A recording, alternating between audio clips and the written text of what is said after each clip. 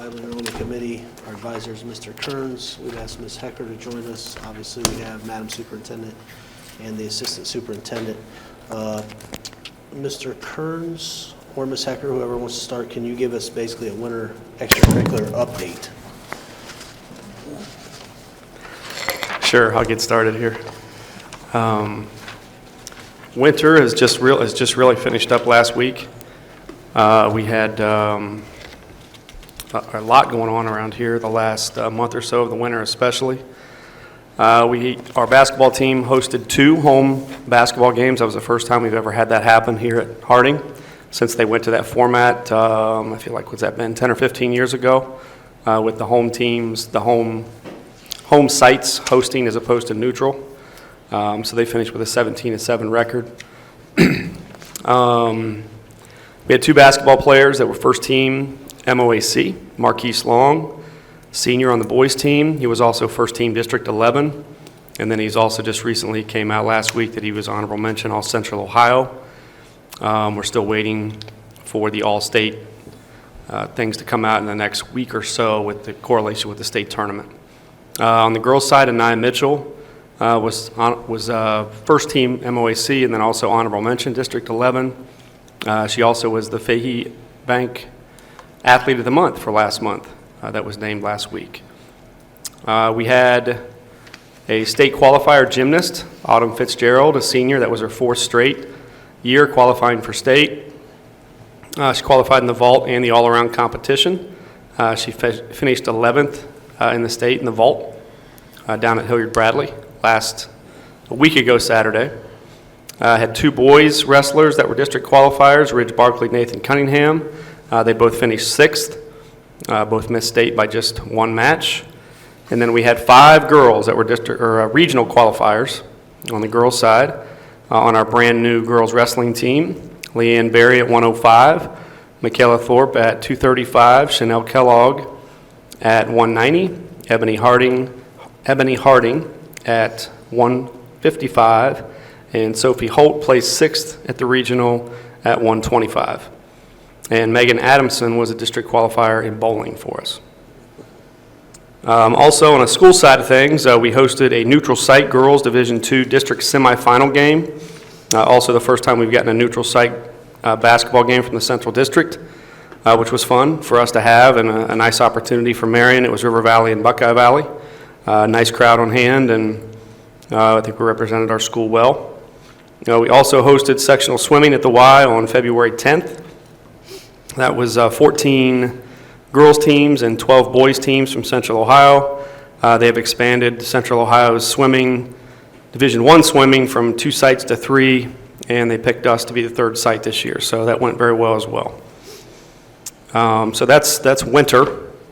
You want any additional things coming up for spring, or Keep going. Yeah. you want to hear from Jill? Hey, can I give one question first? How long until do you think all the winter awards are announced so that we can, when that's finalized, we can bring our student athletes in to recognize them here? We're doing it in April. Yeah, the only thing left really to find out is if there's any All-State. Is that all? That's Yep, the only thing? that's one thing we're Okay, waiting gotcha. on at this point. Okay. Yep. And Olympia, that's already scheduled to do that then? Okay, thank you. And you can go ahead, Mr. Kearns, as far as giving us the update going into spring. Jamie's sick this evening. I've got information from Jamie Rollins for music too. Go ahead. Go ahead and do that for winter. Both band and 3 choirs qualified for the OMEA state in April. Both show choirs won grand champion at Tays Valley. I think that was about a week ago. The show choir spectacular, which is all the local show choirs, is April 7th. The advertisement for the show choir kids camp and spectacular will go up this week, and that kids camp and spectacular is the week of April 22nd to 25th, and that's where high school kids help the younger kids to sing and dance all week, and they perform on the final day. And then also the New York City Choir and Orchestra trip is the weekend of April 11th through the 14th. So I wanted to make sure I reported that for Jamie. Do you want to talk about middle school? Okay. Okay. So we finished about mid-February, so we've been finished for a little bit of time here. Our boys' teams did very well in the tournament, where our 8th grade boys played in the championship. They lost to a very good Ontario team that had beaten them by 20 points the first 2 times they had played them, and it was only 8 points, and it wasn't even that, it was about 2 points the whole game there till the end. So that was exciting for them. They were a 5th seed going in, so to get to the finals, that was great. Our 7th grade boys won the whole thing. We hosted a tournament game at Grant because of their seeding, which obviously is very good for the boosters, and so that was exciting. They did get beat by 2 teams during the regular season. Ironically, that's who they had to play to get to the championship, and so obviously they were successful there. In the MOAC wrestling, we had Joseph Berryhill finish 3rd in the league, and Evan Marquez finished 5th. And girls basketball, they kind of had a growing season, so the numbers in our 7th grade group are pretty good, and I know they've already talked about some workouts coming up, and we'll probably send about 5 or 6 girls up here for next year from the 8th grade group. We were able to host the Harding Color Guard came up during a game, and I did have a lot of compliments from, kids were asking, what is that, what are they doing, so it was kind of a nice introduction. To kind of get some exposure to that group as well. We tried to introduce a student section this year, not that, it seems kind of crazy, but like in middle school, they're just kind of learning those things, so, we had kind of a special day where we opened up the end of the bleachers and kind of gave some prizes away, a discounted ticket, and that seemed to go over very well, and I had some other people asking maybe when we're going to do it again, so it gives me some ideas for next year as well. And that was about our winter season, so we're not quite as lengthy as the high school. Yeah, is there an opportunity for middle schoolers to participate in gymnastics and bowling?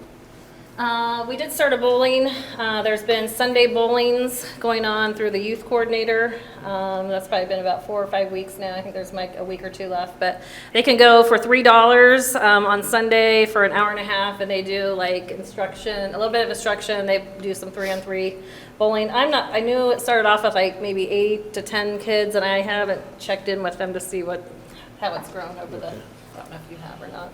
Is there competitions, or because we're just starting, right? Is there competitions, or are we thinking about? Well, it's kind of team, I it's guess. with Kathy Lehman out there, and they basically go out there on Sundays, and they've been she teaches us some things, and they play games. Instruction. Instruction, then they play, they bowl games, Intercity. with the people that are there that day. They divide up into teams. Yeah.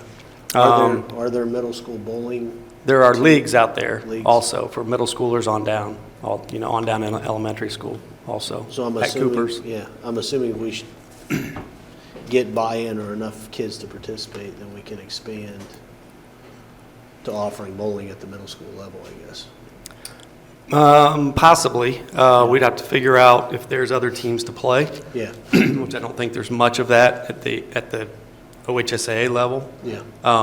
But I know middle school kids are competing a lot, whether it be at Cooper's and leagues. I don't know much about Blue Fusion, but I'm sure they have some out there too, Okay. as far as them competing in leagues and that sort of thing. And the same thing with gymnastics. I know, we don't get a lot of participation, but Mid-Ohio is here. Do we have? Yep, that's our, Yeah. Mid-Ohio is that's how we run it. Yeah. Our Do we kids. have any middle school gymnasts right now that are coming up? I think the answer is yes. I know Autumn's little sister is maybe a 5th grader. Okay. And that's one I know for sure, and I think there are some others out there. And then Also- with girls wrestling, there was some that was 8th grade or something? that Yeah, we started had, practicing or something? 4 or 5? 4 or 5, yeah. Yep, middle school kids. Some of them came up here and practiced, and some stayed down with the middle school kids. Just kind of like a 3-2 Okay. split. Yep.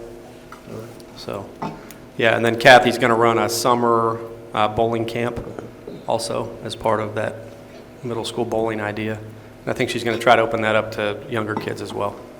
Okay. Do we know Bowling. when that's going to be yet? She said she had 2 dates in June picked out. I want to say they were Tuesdays, but I don't know exactly what those dates are yet. Okay. Kind of based on bowling alley availability. Yep. That would roll us into spring, so we got. Yeah, I can give you some quick updates on spring. We're right into it. All the spring sports will start for us officially either this week or next week. We have our first baseball and softball scrimmages on Wednesday this week, the 13th. Tennis actually has a scrimmage next Wednesday, the 20th, and then they officially start on Friday with a home match with Ada. And then the track teams get started officially on the 23rd. Saturday the 23rd, they're at Delaware Hayes for an invitational. So by the end of next week, everybody will have officially started. First official baseball game is also Saturday the 23rd. And softball gets started actually Tuesday the 26th with real games, but they have 4 scrimmages prior to that, scheduled anyway, if we get good weather. So that's spring, and then big events for us in the spring, of course. I know we have a track meet here the 2nd, a small one. Jill has a dual or try on the 9th. For middle school, the Marion Night Invitational, which is the 74th running of that event, is the 26th of April. And then we're going to host MOAC track at the stadium on May 7th and May 9th. And then we also, I guess I host, or whatever you want to say, administrate the MOAC tennis tournament at Lakewood, and that'll be May 2nd.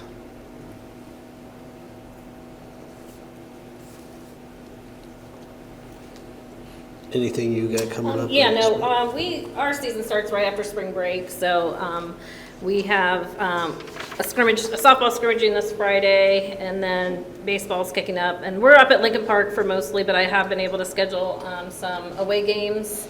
Our leagues are up at Lincoln, but I've worked on scheduling some away games for both the softball and baseball, so they can kind of hit the bus and have that experience too versus always being at Lincoln. The sanctioning our numbers for baseball are low. I know there's more baseball players out there, but with the sanctioning, that is a very common question this year since it's just new with middle school. That's where it kind of starts and hits. So we only have about 15 baseball kids, but I know there's quite a few more that are playing on there. So that's going. Our track numbers are large, which is great. We have 30 girls that are consistently coming and 40 boys. And so it's, that's a great problem, especially in track. It's not really a problem or anything like that, but it's very good. And the consistency, track, they kind of trickle off once they kind of get putting the work in. But they've been coming for about 3 or 4 weeks now consistently, so that's good for that. We are very busy over at the Grant Harding Dual Complex over there, especially being down a gym. So it's been great that the weather's been nice. They've been utilizing the outdoor space there, and the coaches have been communicating great. So there hasn't been any drama with that. They just kind of I put a Google spreadsheet together, and they kind of work off that, and they talk amongst themselves, and so that's been going pretty well for the disadvantages that we've faced this spring with that. So. And you're saying both baseball and softball compete at Lincoln? They're most of their games. Most of their games. And they have a league that competes there, right? Yes. Like softball, there's 30 teams up there. Softball's thriving up there. And so Randy Holt does that up at Lincoln. I organize the baseball.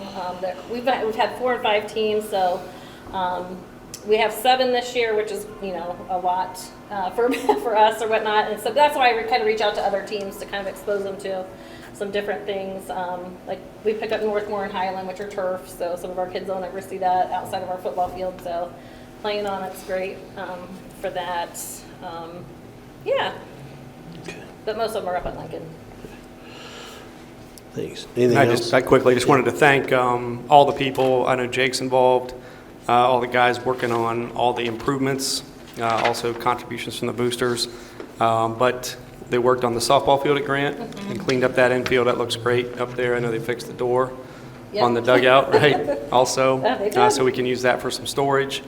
And then the baseball field over at Grant has undergone some major improvements over the winter, and new dugouts, new backstop, and you just have to go up and see it for yourself. But has a whole new look. And then also out here at Harding, we have a new batting cage outside for the girls, and we just got that finished up last week.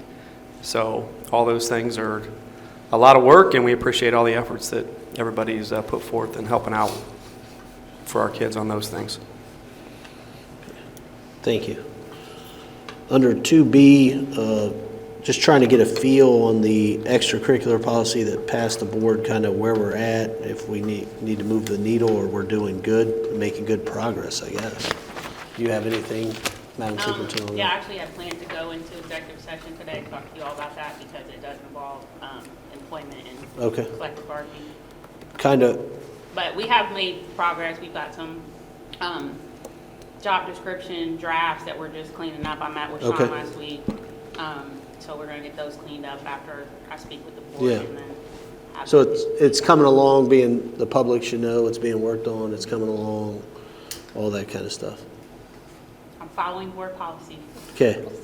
So would it be safe to say then that the top priority, the next step is the job description step, which we'll discuss, as you said, in executive session? Or you That's have, are there part of 2 or it. 3 Yeah, priorities? there's a or couple the- of things. Okay, gotcha. Okay. Anything else you have? Nope. Motion to adjourn? Second. Yeah. There you go. Aye.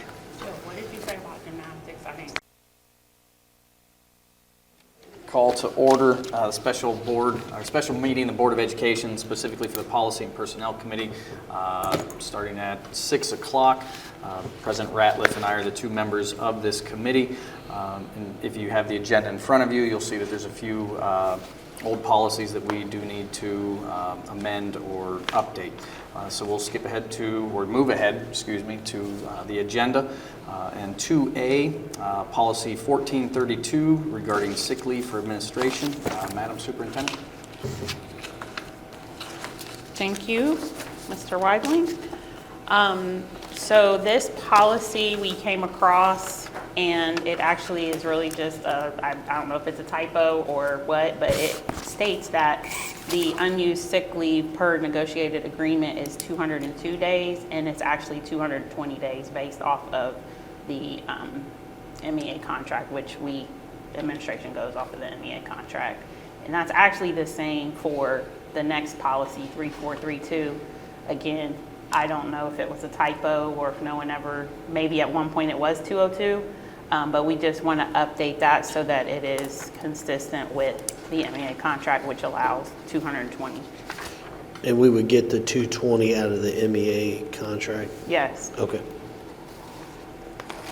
Yeah, that was going to be my only question. Was it a typo that was found, or was that a change in the agreement? No, it was Okay. actually found by someone. Okay. And those are on the board agenda for first readings tonight? Correct. Okay. Okay, so being that the same comments would apply to letter B, correct? Correct. Okay. Then- C is a little different. Gotcha. Still about sick leave. Can we move ahead to letter C then, policy 4432, sick leave concerning classified staff, Madam Superintendent. Okay, thank you. So the sick leave policy for classified staff, also, we found an error here. About the 4th, paragraph down, it says that the board shall accept by transfer the accumulated sick leave up to 220 to 265 days, which any new employee has acquired in another position of public service in Ohio, provided that the last termination of such service shall have been within the last 10 years. And that is actually not correct. Again, they are permitted to, this is for OPSI, they're permitted to bring over or transfer 120 days if they have another service somewhere in Ohio. So I assume that might have been at one point they're supposed to be their accumulated sick leave, because they're allowed to accumulate 220 or 265 based on how many days they work. But that sentence right there is not about accumulation of sick leave. That's actually up in the second paragraph. So I don't know if that was an oversight or what, but we wanted to get that corrected because they're allowed to transfer 120 days and not 220 to 265. And like you said, the 4th paragraph refers specifically to the transfer of the accumulated days. Okay. Right. Gotcha. They can't bring, if we hire somebody, then they can't bring over more than 120. You had said, I think, this all deals with them being hired in, what they bring from another place. Correct. The actual accumulation, like if they're working here they can accumulate 220 to 265. And when you said that's not correct, where do you get that from? It's not correct in the fourth paragraph because the fourth paragraph is only referring to days being transferred in. It's not referring to how much they can accumulate. Yeah, maybe that's a bad question. Where are you getting the 120 number? Is that in their contract that will accept Yeah. 120? Yes, Okay. the OPSI. So that's already been agreed to in an OPSI contract? Correct. That This if would- you come in, the max that we'll accept of you transferring your sick time to us is 120. Right. And And I it don't know, has is to that be a in the- state thing too? Do you know? Or is it, I'm asking Julie. It's specific to our contract. Okay. And then it has to be within the last 10 years of service or within. Yep, okay. Anything else on that? No. No, it sounds like she's conforming them to the contracts we already have. Sounds good. And that's on the board agenda for tonight, first reading as well? Yeah. Okay. Okay, moving on to agenda 2D, policy 8120.09, volunteers. Madam Superintendent. So if you remember, we were revising our volunteer policy and we came up with pretty much a fairly completely new one because we had taken apart and put together so many pieces. So in order to just revoke this one totally, then what we do is we send the policies into Neola and they have a process in which they now update our policies. So in order to actually get rid of this one, we need to rescind it. So this is the old volunteer policy, the one that was last updated in January 2016. We replaced it with policy 8120 in January of 2024. So right now, if you look at our board docs, we have two volunteer policies. We have the 8120 and we have the 8120.09. So we're just asking that the board vote to rescind this one completely because we revamped that policy to match what we needed here in Marion.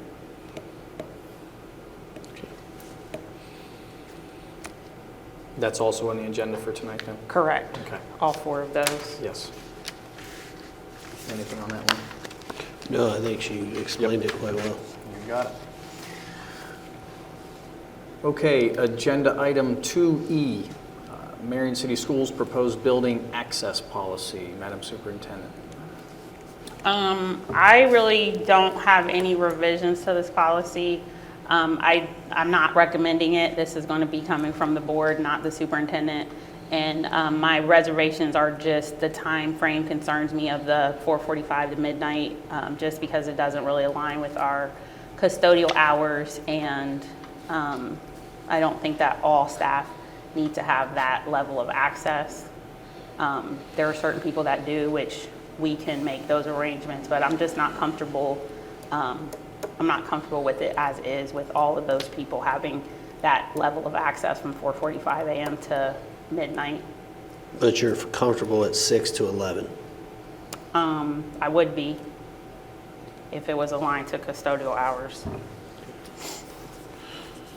So your uncomfortability is just the staff would have access beyond custodial hours? That number of staff, because the way the policy reads, it says all administration, all certified, all non-certified, all coaches would have access at that time. And I just think that's going to be difficult to manage. Well, they have it now, right? They have it from the 6 a.m. to the 11 o'clock. Well, that's because you instituted that, but prior to that, they had it anytime they wanted, even past midnight, right? Correct. So up until you limited it, they had unlimited access 24/7. Yes, and the reason why I did that is because there were security issues that I'm concerned about having the building open 24/7. Okay.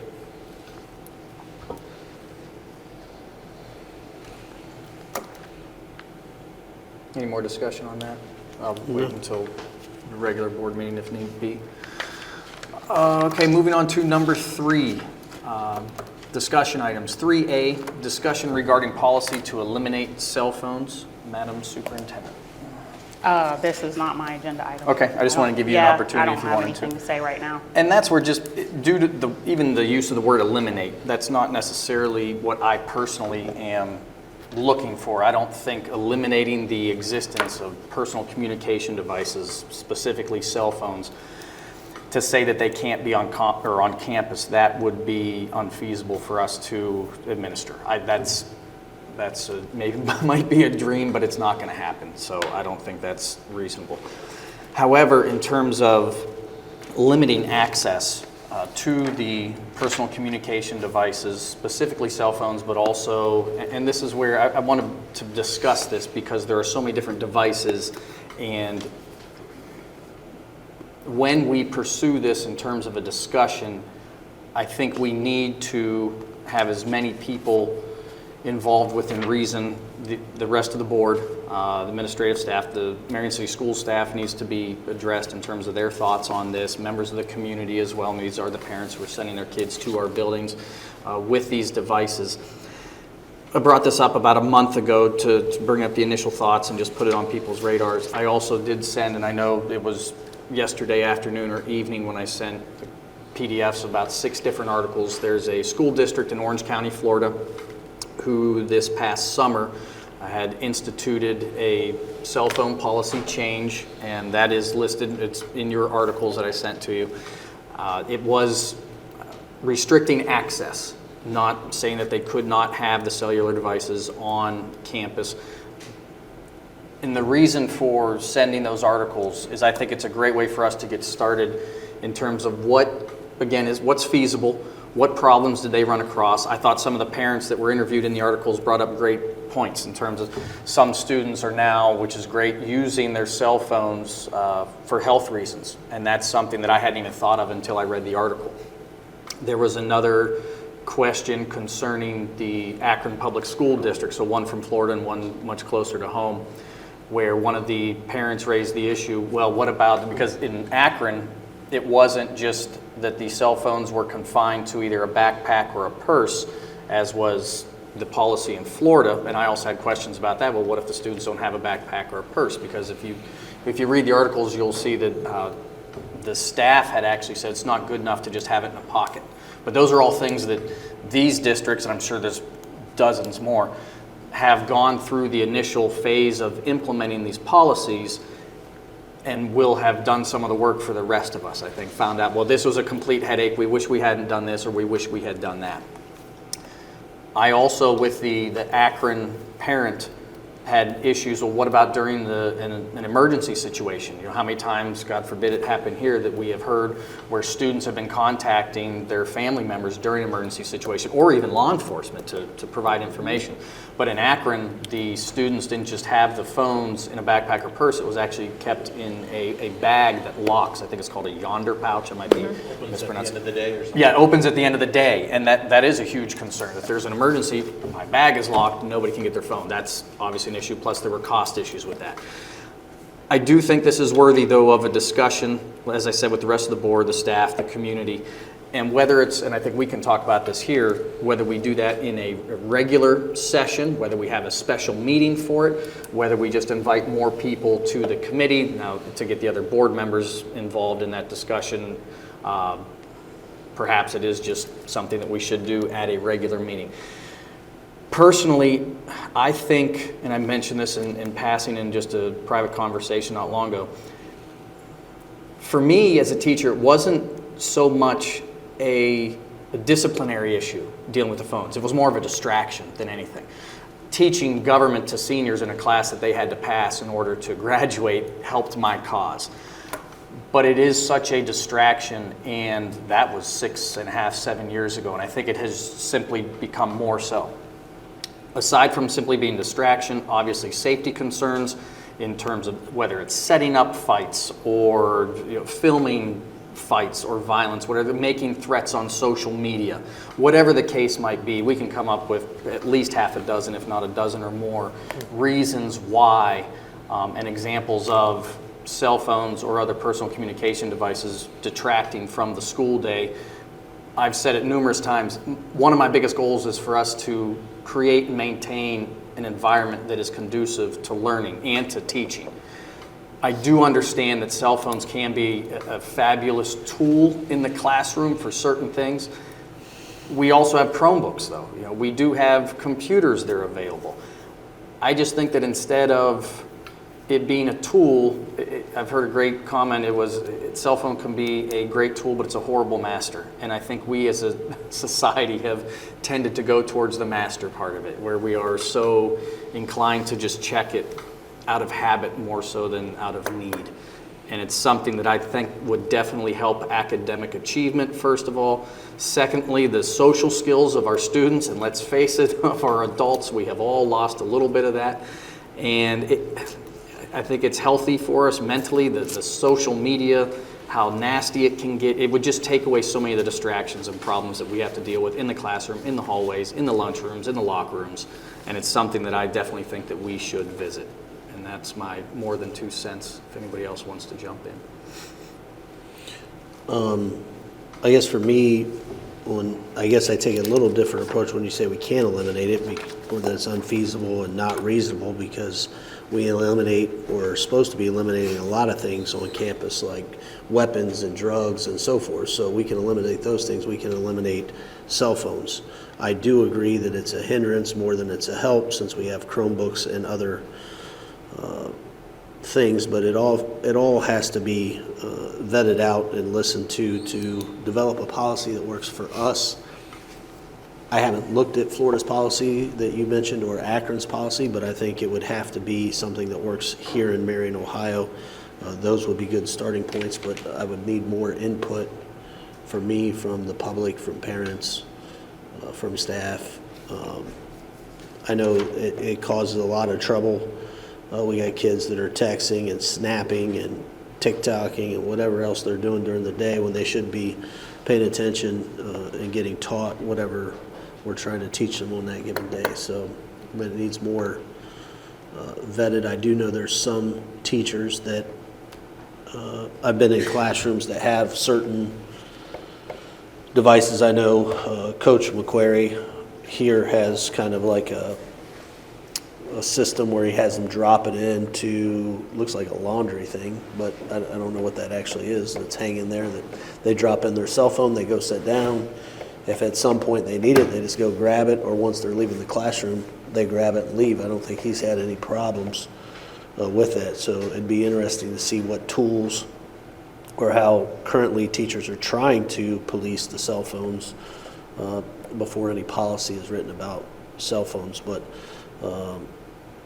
for me, if this is going to be done, we need to do it before. We need a starting point, whether it be the beginning of next school year, at the middle, or something. I don't want to start at mid-semester on one of the semesters, because I think that'd be unfair. Not that we can't, but I'd like it to have a start that's a clean start, where we can be able to tell the public and the parents what's going to go on before it happens.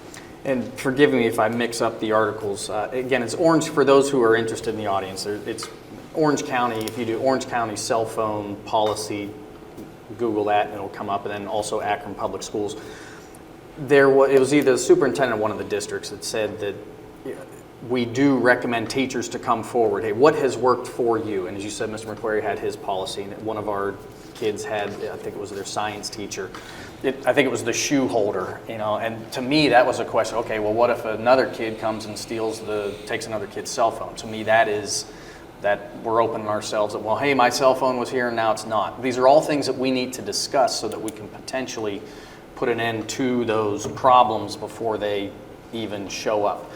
There was one other mentioning that you brought up, Mr. Ratliff, that was brought up in the articles, and now it escapes me. But again, it's something I definitely want to, when you have the time, please take a look at it. And I think it's going to benefit our students. It will benefit our staff. It will benefit, I think, everybody. I think this is something that we definitely need to get a handle on. Anybody else have any additional comments for now? Did you have any recommended changes to the current policy? Because the policy kind of states what you're trying to get at. Thank you for saying that. So that's what it was. So if you look at the Orange County policy, it was very simply stated, just a couple sentences, and that was it. Whereas Akron, when we rescinded our volunteer policy, it looks like Akron hasn't done that yet because they still have their old policy up. It hasn't been updated, I think, since 2012, and it was extremely extensive. So I don't know, I could not get my hands on the Akron policy. So I wanted to wait until I saw the difference. But as I said, Orange County's was very, very clear, very concise, to the point. And I think both of those would give us a starting point in terms of to gauge where we might want to go with this. So, yes.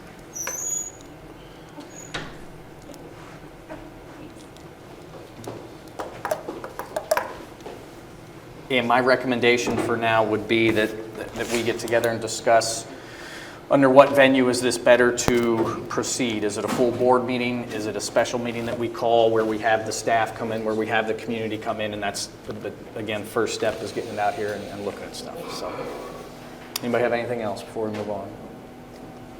Well, I think we should, I think that we should have,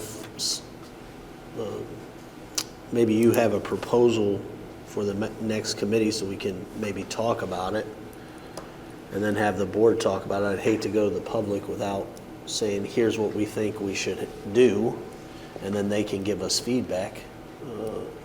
Because I think if we just come in and say, hey, how about the elimination of cell phones? We can talk about anything.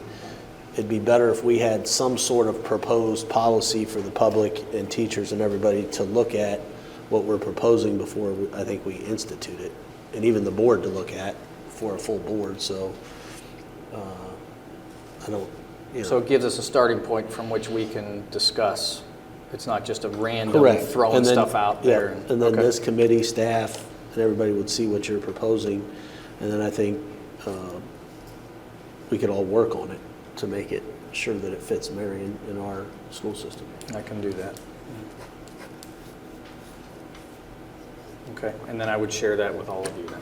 So, okay. Yeah, I think you can share it with everybody, and then we can talk about it. And obviously, everybody's open to come here and talk about it in front of this committee, as well as a full board at some point. But I don't think we should burden or have a full meeting until we have something that we think is viable, more concrete, that we can have as a district in a proposal, and they can tell us how they feel about the proposal.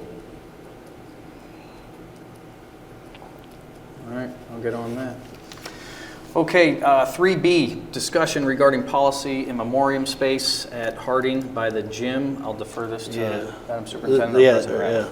This is the one where I had talked about, I think, and we do have some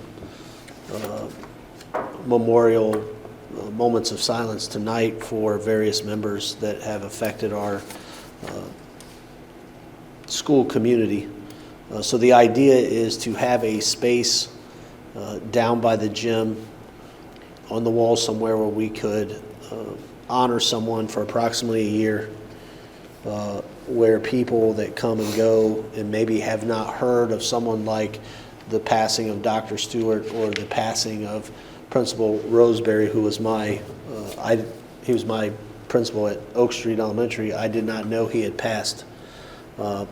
So until I was handed this by Madam Superintendent tonight, I did not know.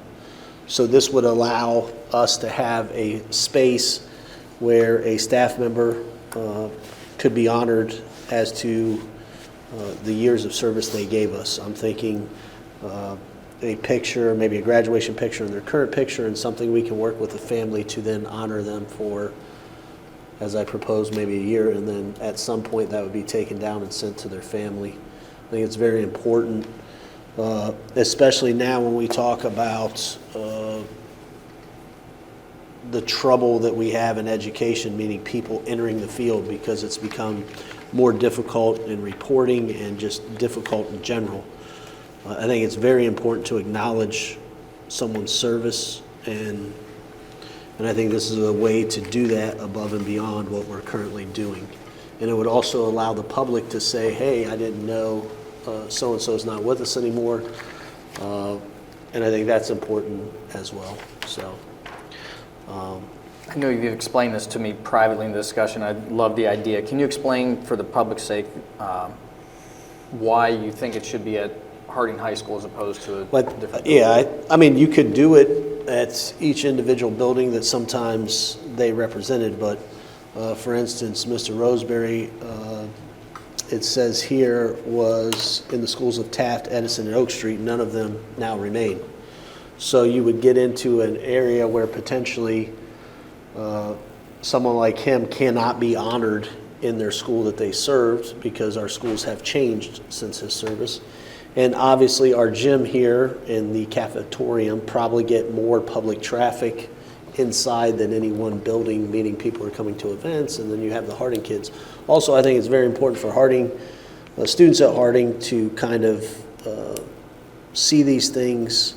I think it helps with community, like, you know, maybe they would stop and read and be inspired a little bit by some of these people that meant so much to members here. So, but I'm open to anywhere, meaning if we want to honor them and they're in a, you know, their particular school building, I have no problem with that, I think, but some of these people that we're now seeing have not participated in some of these buildings because they changed since they were in the district.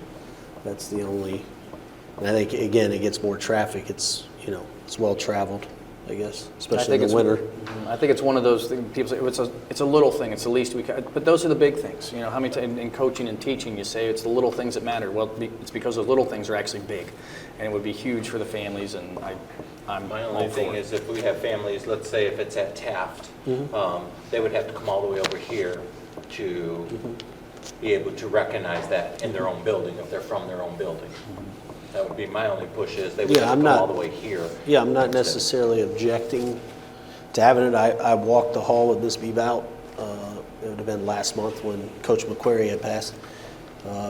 And I thought about the idea. He obviously was at Grant and here. Absolutely. So I don't necessarily have an objection to having it in the building that they served either. But it just, you know, there's more kids that might understand as well about what that means in this building, and I think the public at large, especially during the winter, I is think in it's a learning this building. opportunity Yeah. for any building. Correct. Even fifth graders can learn Yep. what that means to have empathy for somebody and Correct. Be able to show their respect to Yeah. a former teacher, principal, community member if they Yeah. were there. I have no objection to it being in the home building either. Yeah, and since we're sharing ideas, because, correct me if I'm wrong, the idea at the end of the 1 year that they've been honored, we would give that, or whatever it is, a plaque, a picture to the family. Whatever we If it's already created. going to leave this facility, perhaps it could potentially be at their home building, or whatever, you know, there's all, those options exist, Absolutely. so, okay. Yeah, it's obviously in the infancy. It's just an idea that hopefully we can create. Okay. Definitely revisit it then. Okay, with that being it, motion to adjourn. Second. Yes, let's go through. You ready, sir? Good evening. We're going to call to order the March 11th Board of Education regular meeting. It's now 6:33. Obviously, we start each meeting out with the call to order and pledge of allegiance. Before we do so, we're going to ask for a moment of silence. We've lost some very important members to the Marion City School community. The first being Dr. Stephen Lee Stewart, age 87. We lost him on February 12th, 2024. He was born November 14th, 1936 in Johnstown, Pennsylvania.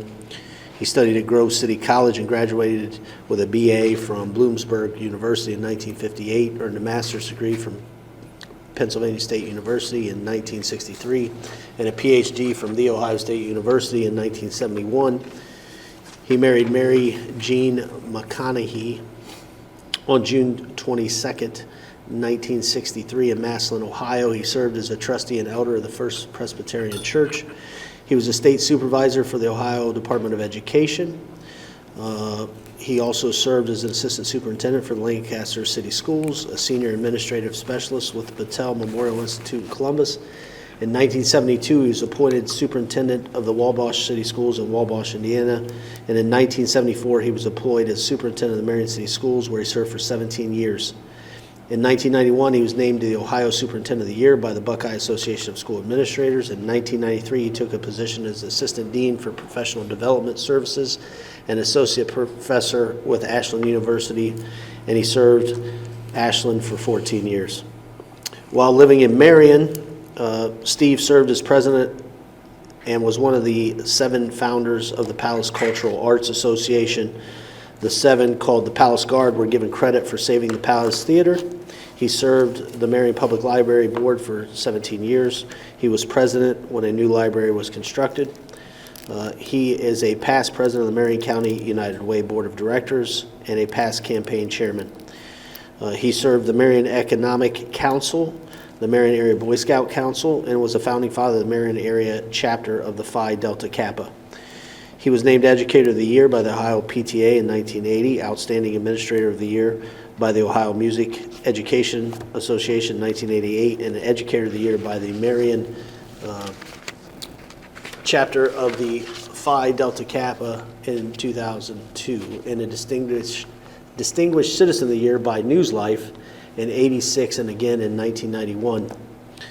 He obviously liked golf, sports, gardening, automobiles, auto racing, and he visited 32 different countries. He's survived by his wife, Mary, of over 60 years, his daughter and son-in-law, Ann Bowen and Mark Halbert of Terrence Park, Ohio, and his son and daughter-in-law, Joseph Kirk and Sarah Stewart of a city in Illinois that I can't pronounce. He has 3 grandsons. He has a granddaughter. He has a brother and sister-in-law, Tom and Gwen McConaughey. He has nieces and nephews. And his celebration of life will be April 6th at 1 at the First Presbyterian Church of Ashland. Recently we lost Edgar Lee Roseberry, age 93, on Sunday, March 3rd, 2024, at the Kingston residence of Marion. He was born in Marion, Ohio, December 13th, 1930. He graduated from Harding High School in 1948. He served in the U.S. Army during the Korean War. And after service, he graduated from Ashland College and completed a graduate-level coursework at The Ohio State University. He met his wife in Ashland, which is Barbara Ann Sauter. They married October 24th, 1954. They raised 1 son and 2 daughters, 7 grandchildren, and 9 great-grandchildren.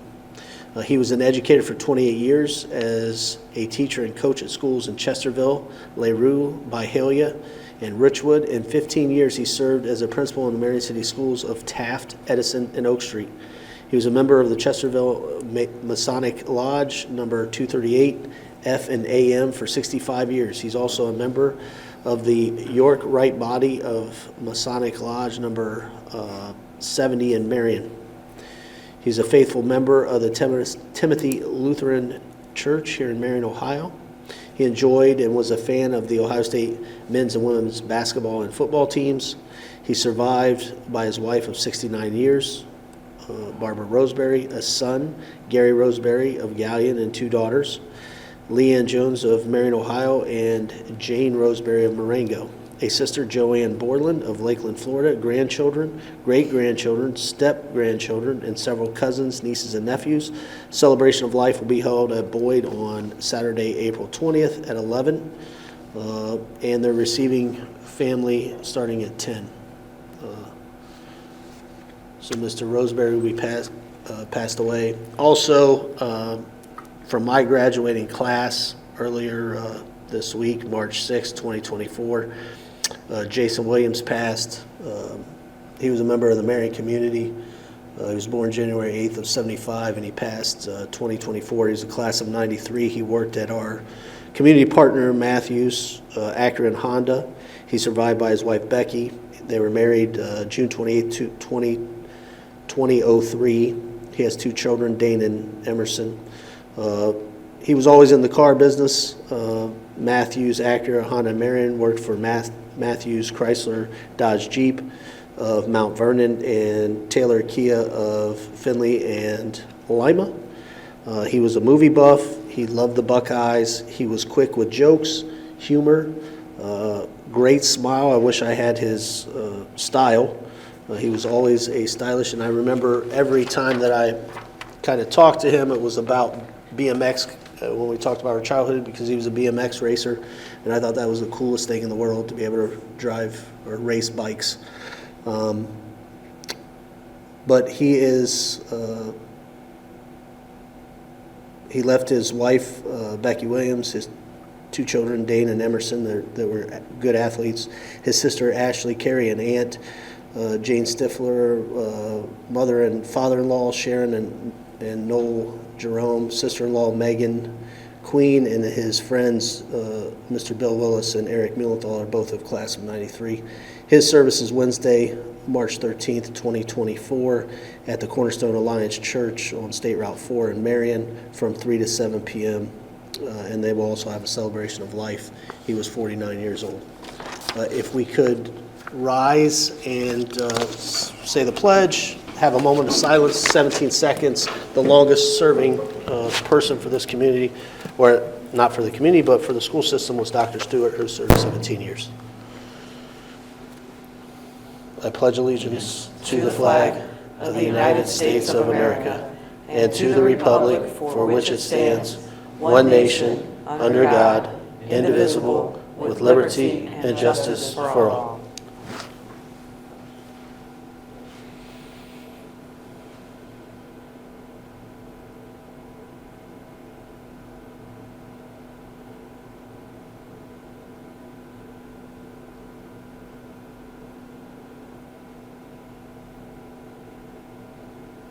Thank you.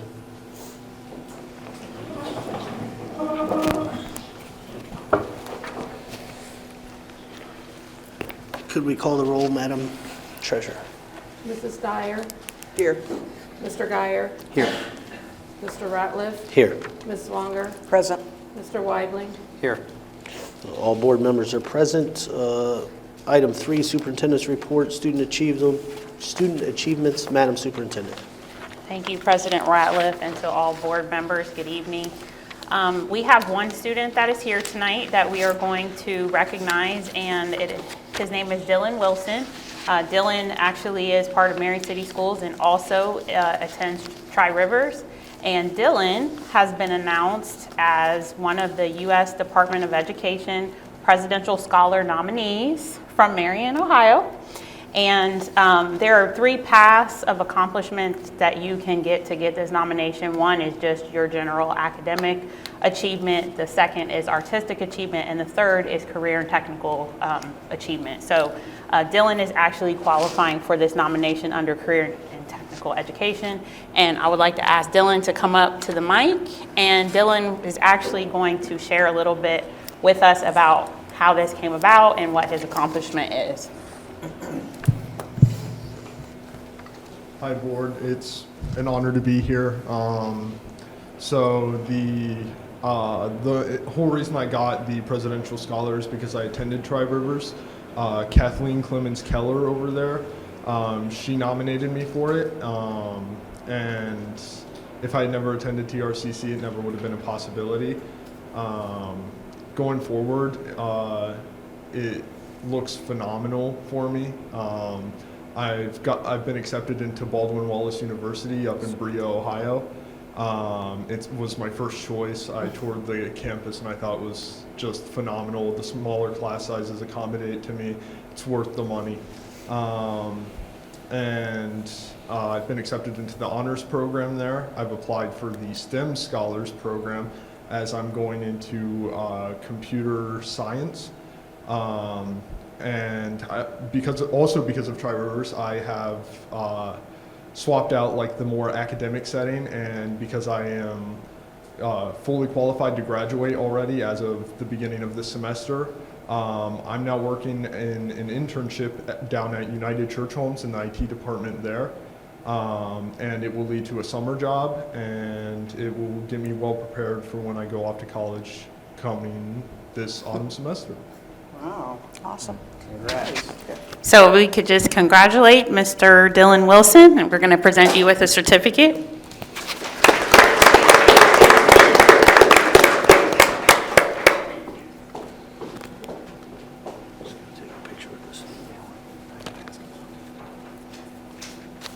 Hey, Dylan, real quick.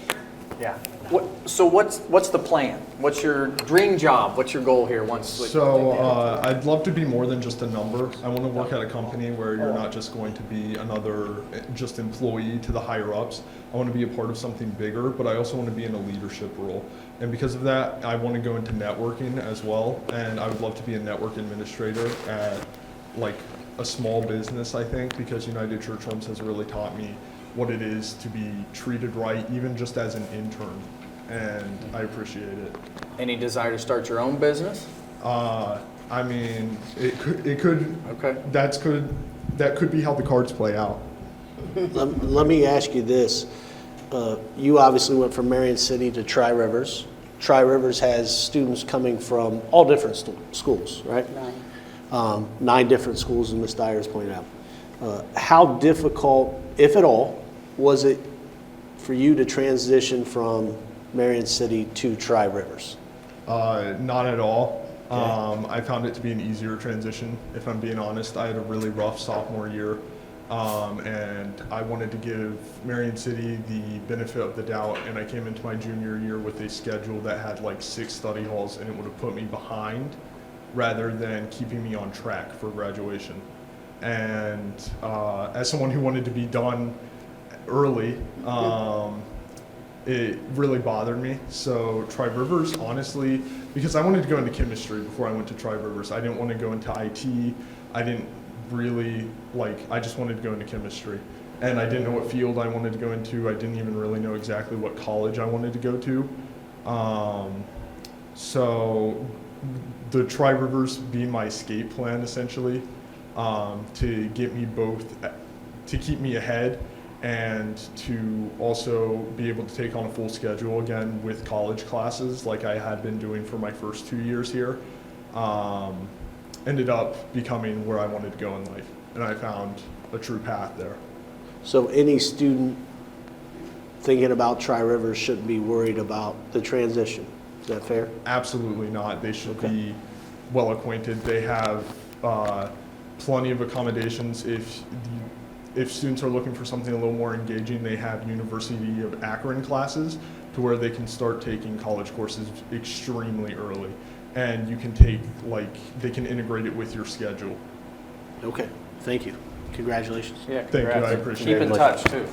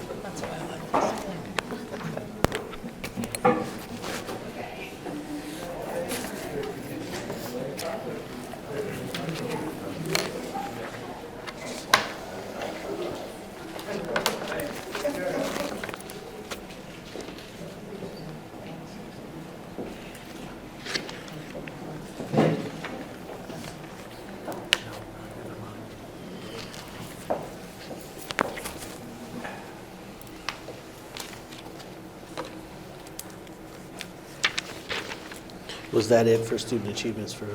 Okay.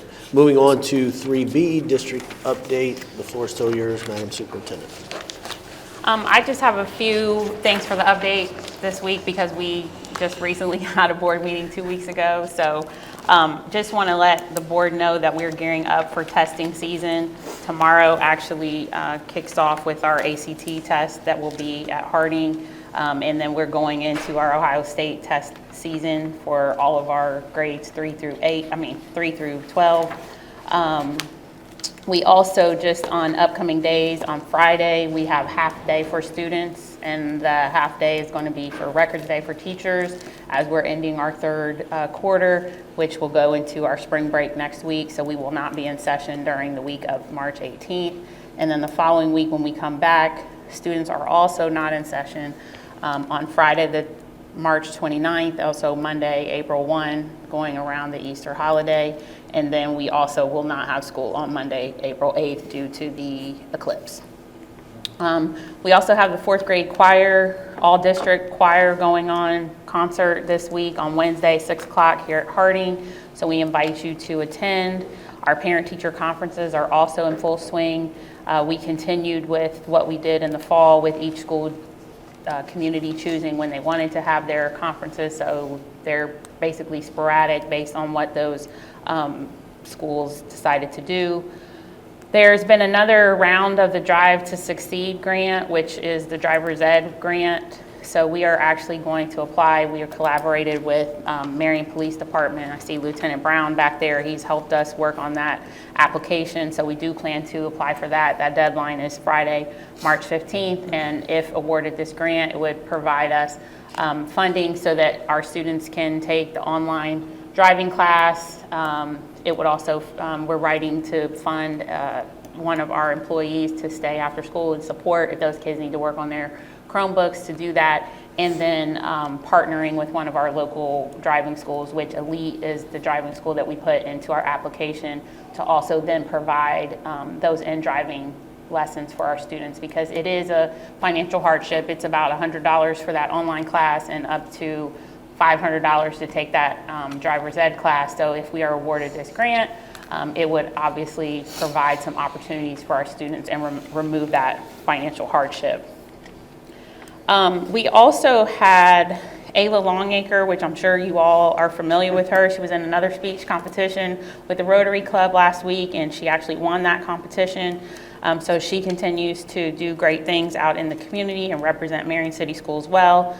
I attended the Ohio School Boards Association Central Regional Spring Conference on Wednesday, where board member Dyer received the Star Award for attending training, and also our Future Farmers of America program received an award recognizing that program beginning here at Harding. So teacher Brenna Loxley was also in attendance at that event. We are continuing to work on the Ohio State grant application for the Performing Arts Center. We met with the architect last week. We discussed this at Buildings and Grounds, so maybe part of that update, but I sent the draft application to everyone, so if there's anything else you'd like us to add, we are waiting on the drawings to get back, and we need to add a few more things, like we don't have the square footage yet. And then a couple of people from my team, we're going to go up to Avon. Again, they just recently did a performing arts, so they're willing to sit with us and talk to us about the process of planning, construction, and all of that, also just to actually see what it looks like. So once we get those back, I'll be happy to share, but we are on track to meet that April 8th deadline. I don't want to steal the thunder of Mr. Hayner's report, but we are super excited about the CTE equipment grant that we've received, and you're going to hear a little bit more about that. So that actually concludes my report. Did the band, Whoops, go ahead, sorry. the band get OSBA as well? Did they say they were recognized at the same ceremony? Yeah, I think they got their recognition before at some point, but they had never read their name out. So yes, our marching band also was recognized at the OSBA event. But I believe they already got their plaque, but I need to check with Jacob about that. Okay. Was there any noteworthy feedback concerning the conferences, either from parents or staff? I know we're trying new stuff. For parent-teacher conferences? Yeah. Not that I'm aware of, Okay. but we have a principals meeting tomorrow, so. Gotcha. I just can didn't know throw if that out parents there. have brought it up, or teachers, or whatever the case might be. So, okay. Is there a way we can have conferences on the same days? Not necessarily elementary, middle school, high school, but because word of mouth in the community travels a lot faster than all this other stuff. So I guess what I'm saying is we had it on day 1 and 2 for elementary schools district-wide. People tend to hear about it like, oh, I'm going to conferences. They're like, oh, I didn't know they were tonight. And then that parent, hopefully, will go to conferences as well. I fear having them different days sometimes is not, I mean, it's good for the building, but maybe not for the community. The goal is to obviously get them there. I know in the past, we had them that sometimes overlapped with middle school and high school, and this would have been before probably you arrived, and then it didn't allow the parent to go to both. Sometimes they had to choose, because they only have one day off or one day to go, and then they would have to choose between the elementary conference or the middle school, or they were rushing around. And then we have some parents, they might have kids in all three levels, so, and it's something to look at. I understand you got to principal stuff, but I think sometimes if we have them on certain days, it helps with the media to say they're on certain day, like, hey, first quarter conferences, and we can blast that out on social media, we can talk about it here and get people talking. So sometimes those dates get driven into their head, and I mean, we're obviously wanting more participation from parents in the community. So I'm just, and I think he asked how, if we had feedback, but yeah. I can talk, I mean, this is the first year that we've done it this way, so we can certainly look at that. Yeah, and I understand buildings like it because it goes around the schedule of whatever they have going on in their particular building. But I'm thinking as a district, it's better to get the word out and say, here's when they are. And I don't even know how much into the future we can predict those, because it'd be nice to put them when we put PD days on there, to have them already on there all year long, that they're on there. So these, I guess parents or other people could be able to plan work schedules and what they are, and really no one has an excuse not to show up to parent-teacher conferences that have been 6 months out or 3 months out, and they would already be on the schedule like everything else. I don't know if that's possible because how they're set up, but we do know the grading periods and that sort of thing. So you're saying do it like we used to do it, right? Because that's the way we used to do it, right? I don't know if they were on the schedule, but I'm trying to make sure we can get the word out in mass as much as we can, to make sure that we get as much participation. And I'm not sure it's so much as the way we used to, maybe the way we used to do it in terms of all the elementary are on the same night. But I know when you have all of them on the same night, when you have elementary, middle school, and high school, if you were in the Swanger family, you probably had children at the elementary and the middle school and the high school. And I'm sure the McDuffie family had, because we had large families. So, maybe if elementary could be on one night and then middle school, high school could be on another night, but just advertised earlier. Yeah. And I'm not saying we're not advertising, it's just sometimes if we got buildings doing different things, it's not a mass advertisement. Or calendar earlier, maybe. And then sometimes people talk, and that's how you remember it.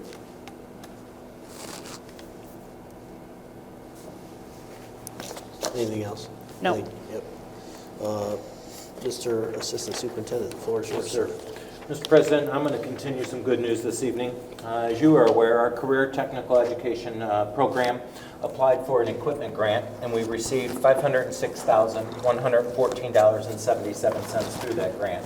So I invited back Marcia Pitts and her team to come up and kind of share what that grant's going to look like and some of the things that we're going to spend with that grant money.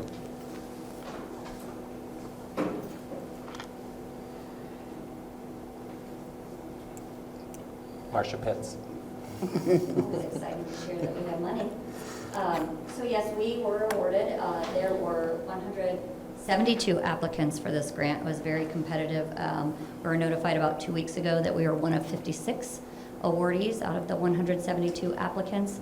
And this grant, particularly for us, was to expand our robotics pathway into the high school with the intent of expanding upon the success of robotics at Grant Middle School.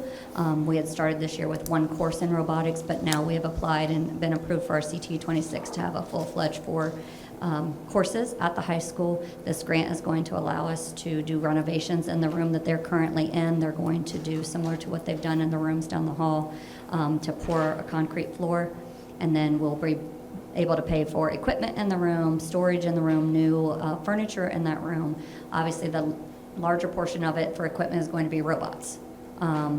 I will let Ms. Holden in a minute. She'll explain some of the things that we're actually going to be doing with those for credentialing. It'll be able to pay for curriculum and the training to train the instructor on the curriculum to deliver that to students. We'll also have the opportunity, if they choose, for our middle school teachers to get career tech certification. So this would allow us to pay for their schooling, so that what we can do is, right now we offer exploration classes in the middle school, but similar to how we offer algebra, ELA 1, I think this year it's physical science, we'd be able to offer career tech and let students get high school credit for their classes in the middle school if they would choose. So similar to how we advance in other content areas, it would allow us to advance and allow students who have already selected their path to start to advance, and then we can actually help support those teachers by covering the cost of them to get certified to do that in the middle school. Have to thank our partners. So actually, I want to recognize our community partners who helped us. You have to have one of the parts of the grant that are required is that you have letters of support from the community. So we had letters from Marion Technical College, which Dr. Elizabeth Ashikanico has already worked with Ms. Holden to take our students over there to MTC to work with them. MTC has a robotics program. They work closely with Whirlpool as one of our employers in the area that they're actually training, so then students are actually career ready when they leave with any of the certifications that they're working on over there. We also had a letter of support from Graphic Packaging as one of our community partners. They sit on MAWAC and as well as our advisory boards for some of our programs here at Harding. And they wrote a letter of support about offering opportunities for internships, job shadowing, work-based learning, coming and providing speakers in the classrooms as well.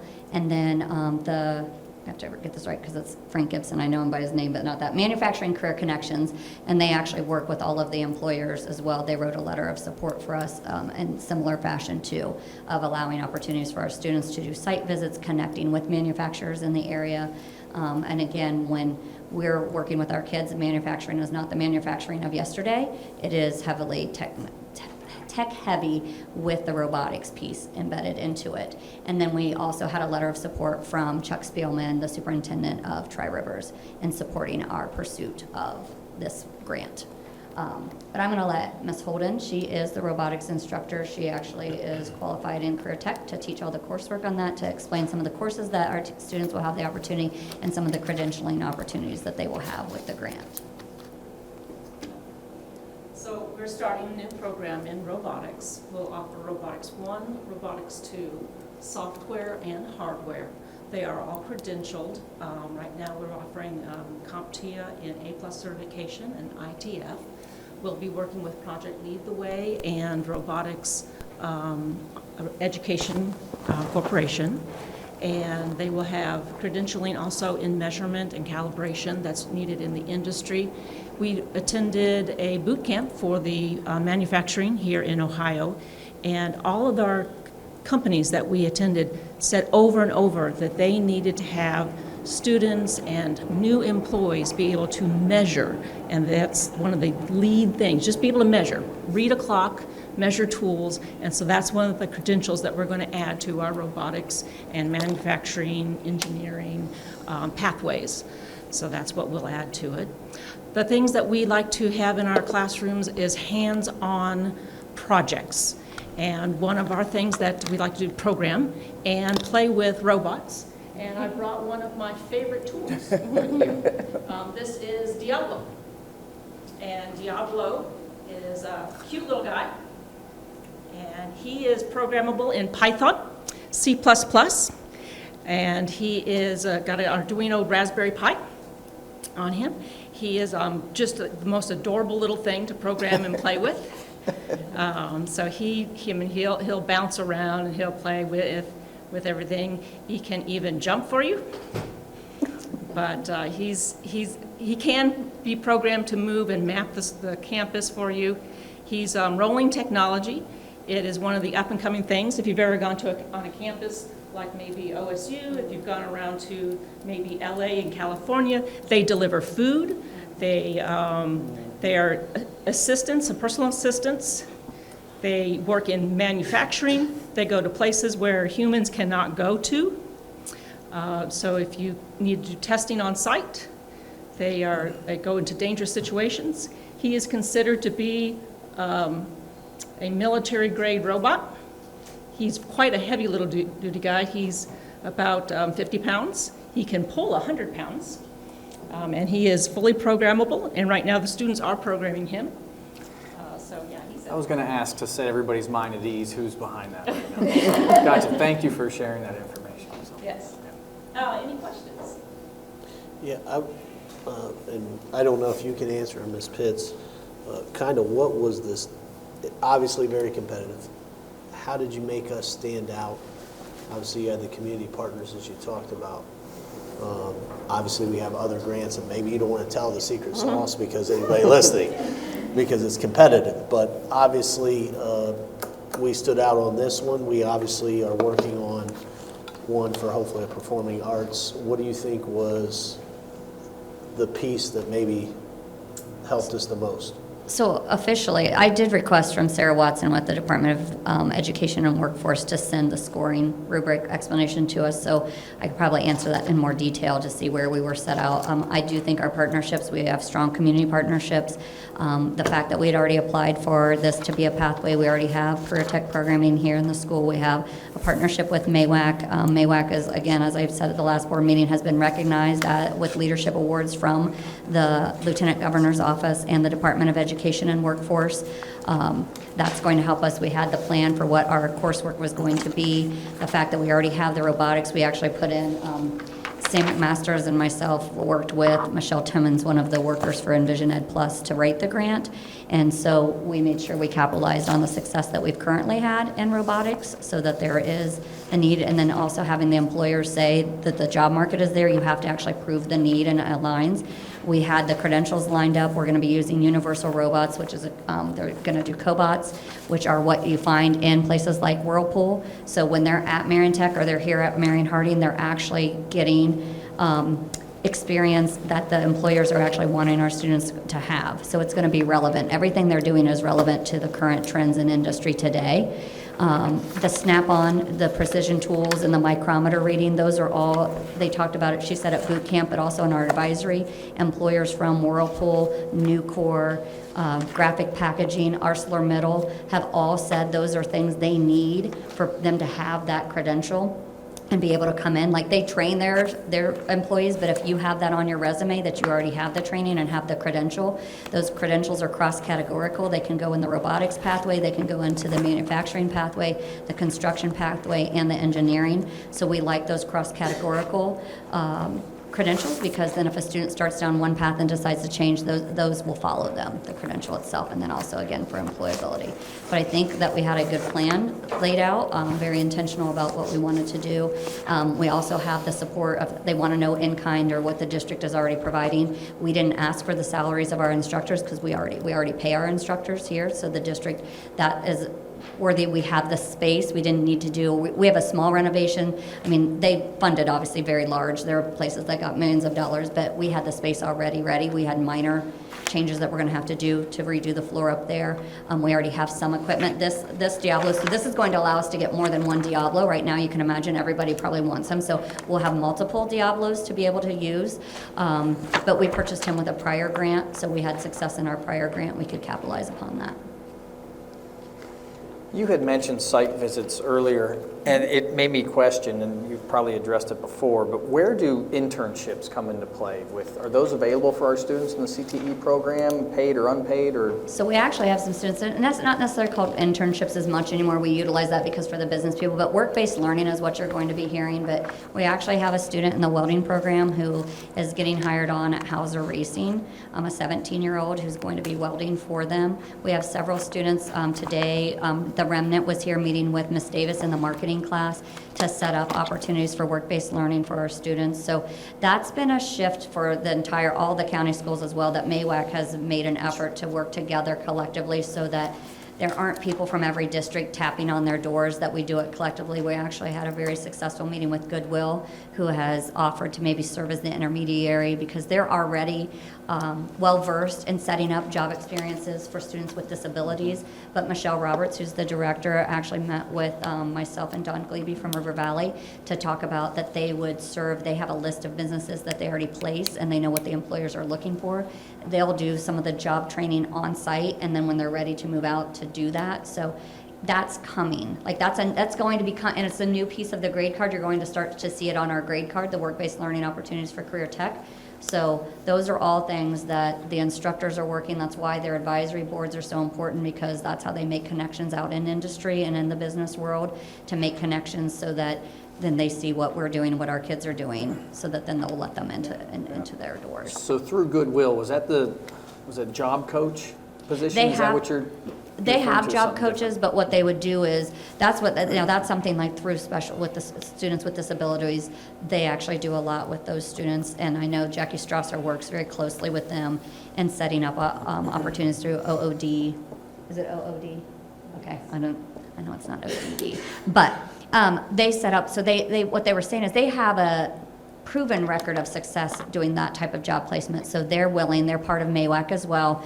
And so we actually have a work-based learning committee that we started this year, and that just came out of a meeting last month, that they're willing to go into with all students, like, because every school in Marion County now offers some form of career tech on site at the traditional schools. So they're looking for those opportunities because they're going to be scored on their career tech grade card on the number of work-based learning hours their students are getting. So, but we actually have some students who are getting placed and will be placed and are in process for work-based thanks. learning hours. Yes. We are fire. That's exciting. It is very exciting. I mean, Yeah, I mean, I'm looking at this list here, and you're going through some of the biggest and most successful districts in the state of Ohio. And I think this isn't a win just for Marion City Schools, this is a win for Marion County. And Marcia, I know you spent a great deal working on this for us, so thank you. Appreciate that. Yeah, you're welcome. And like I said, and Sam McMaster's worked with us as well on this, and we had the support of the district to go ahead to pay for one of the grant writers to kind of support. They pull the background stuff, and then we work on the plan to how it's going to come to fruition in the district. So it's just another way to move our kids forward and give our students opportunities. So. Thank you, everybody. Thank you. Thank you. Congratulations. Thank you very much.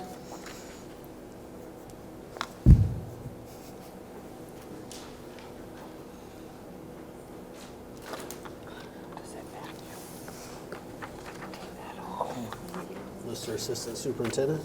That's all I have, Okay. Mr. President. That's enough. Diablo did Money. not open the door for himself. We're going to work on that. Number 5, Treasurer's Report, approval of the board minute meetings. Motion to approve the board minute meetings from February 4th, February 26th, and February 27th. I think the 27th meetings are the Strategic Planning Committee minute meetings. So moved? Second. Any discussion? Call the roll, please. Mr. Weibling, Yes.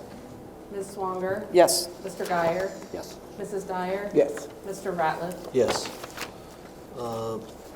This would be under Treasury's Reports 5B, financial approvals. Motion to approve the following financial items, which would be the February 2024 fund balances, the checks from February 2024, the monthly financial report, and the property tax amounts and rates.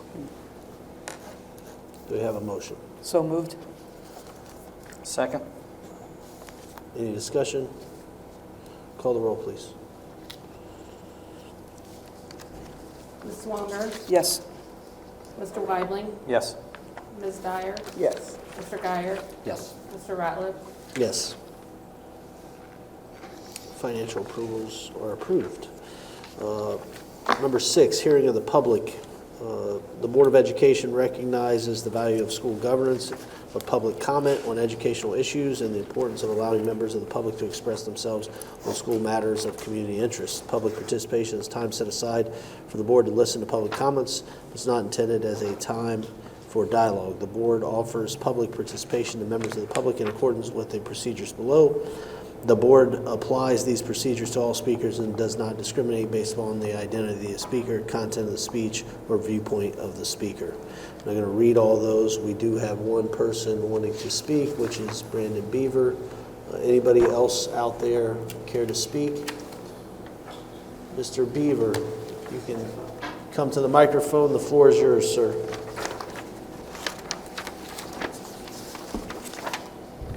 Good evening. My name is Brandon Beaver. I live at 644 Latonia Road here in Marion.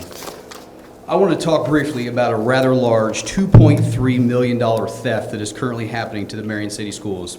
The residents of Marion County currently owe the city schools $2.3 million in delinquent property taxes. I'm sure most of you are familiar with property taxes, but I was very surprised that 57% of my property taxes goes to Marion City Schools. Currently, many properties in Marion County go 5+ years without paying taxes and have little to no consequences during that time. After a lengthy legal process, the houses are sold at a sheriff auction and the tax money is distributed. Like I stated, Marion City Schools is owed $2.3 million. That is a ton of money. Could you imagine what we could do with that money? Every student in the district could have a brand new iPad. Every teacher could spend $5,000 on supplies. We could build a new admin office. Or my favorite, you guys might enjoy this one, every board member gets a $400,000 bonus. I mean, sign us up, right? So how do other schools in Marion County compare to the massive $2.3 million that we were owed? You'll notice that I continue to say $2.3 million because it's just, I can't believe it's that high. The next highest is Elgin, $294,000, followed by Tri-Rivers, $260,000. Not to say the other schools wouldn't love to have that money that is owed to them, but the Marion City Schools is the one that has the most to lose. So how do we fix this problem? I'm not exactly sure how to answer that one. But the first thing I feel like we need to do is keep an eye on the current delinquent tax and continue to talk about it. If I were on the board, I would do a records request monthly and talk about how much money is owed at the board meetings. Marion City Schools is owed more than any other organization in the county, and if we don't talk about it, no one will. I placed a records request with the county auditor and had my information within 3 days. I was surprised at how quick and easy it was. I will gladly share the email from the auditor, anyone who wants it, and it shows how much money is owed to every organization that receives county property tax funding, including fire, township, and many others. Which, by the way, Children's Services is owed $250,000. Could you imagine what they could do with that? I mean, that's just crazy to me. But all right, so this massive number has to be talked about. Currently, the county does go after property taxes, which they had a rather large sheriff sale last Friday, but we are not catching up. If everyone starts paying today their current property tax bill, it will take the county nearly 15 to 20 years to finally catch up. Unfortunately, that will not happen, and people will continue not to pay their property taxes. So the kids that are born today might never see the end of the current $2.3 million that is owed when they graduate high school. I'm not a political person, and I'm not saying the current officials are not doing all they can, but my question to them is what can we, as Marion County residents, do to help them out? I posted a few questions on Facebook to Ray Grogan, the county prosecutor, and Joan Casotis, the county auditor, and had some great feedback, but didn't really get any answers. I would love for there to be a positive conversation at a board meeting with the prosecutor, auditor, and county treasurer. I know I've said a bunch of numbers and probably put a few of you to sleep, but $2.3 million is a ton of money, and it doesn't seem to bother people as much as it bothers me. We can't point fingers on who's to blame, and we can't talk about politics, but the one thing that we cannot be debated, the students at Marion City Schools are owed $2.3 million. Thank you. Thank you, Mr. Beaver. Just for you and the public to know, I have reached out to Prosecutor Grogan. He's supposed to be getting me dates so me and Ms. Swanger can go address him on one of the many issues, which is the $2.3 million. Yeah, 2.3. I don't know if you heard that. 2.3 million. Thank you, sir. Yes. Thank you. And I know Mr. Beaver and I have talked about this, and from my experience on city council, one of the issues was that the county prosecutor in Marion does not go after people until they owe at least $10,000 in back taxes. And that's too late, because then, even if they do make contact with some of those people, they say, okay, let's work out a payment plan. So how about if you pay $50 a month? And so as long as they're paying $50 a month, well, if you owe $10,000, how long is it going to take you if you're paying $50 a month? Answer, not in your lifetime. Will you make that up? Okay? So at some point, that is money that's owed, and I know Mr. Beaver shared that information with me, and I immediately made a spreadsheet with different things, and not only is Marion City owed the $2.3 million, but Children's Services owed, and there are other things that deal with children. It's like, that's not important. Well, in our world, that is important. And so we need to somehow recoup this money or have a process so that your property taxes can't be $10,000 in the rear before anything is done. well, I don't know if I want to talk again, but I got the mics here. So part of the problem, like you said, so they're $10,000, $20,000, $30,000 behind. And so the county will go after them. And if someone's house is, if you owe $30,000 in property taxes on a house, I mean, the house isn't worth $30,000. So if, it goes up for auction and it sells for $1,000, so now instead of Marion City receiving, I don't know, $15,000, they're going to receive $500. So obviously the 2.3 is it's a fake number because that's not really what we would get. I mean, even if we foreclose on every house right now, I truly think, this is just me guessing, just looking at numbers, I don't think it'll be $1 million.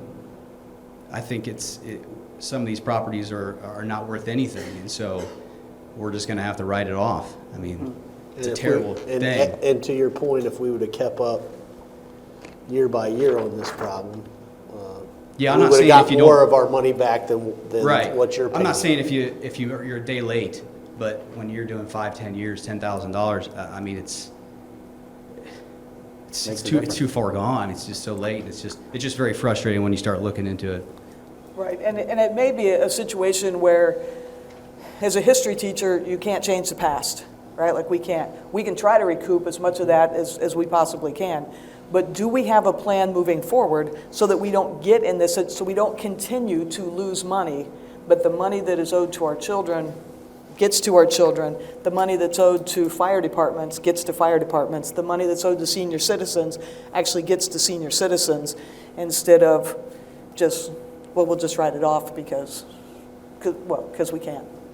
So we just need to be a little bit more diligent and say, what are we going to do from this point forward? How can we recoup the past, but what can we do from this point forward so that we don't stay in this current situation? It's deeper than that, though. There's so many, like, there might be a Medicaid hold on something. Somebody, like Kathy Swanger, was so very deep in it, she just walked away from her property and is living in Florida, and I think, personally, there needs to be a better networking between those elected officials. There should be a liaison between the auditor and the prosecuting attorney and those type of things. I wonder how well they communicate with each other when they're going after these particular things. And I know Mrs. Casotis has got a person in her office that's working diligently, trying to solve that. But some people just walk away from their property, and I'm like, how do they do that, Well, and I know of one particular situation where a person was served a notice from the bank that said, we are foreclosing on your house, and you must be out of your house at this date. So the person left their house. But then the bank never did anything to follow through. So the bank never did actually foreclose, but they didn't tell the person, so the person assumed that they had lost the house and it was gone, only to find out 10 years later that house was still in their name, and they owed this much in back taxes.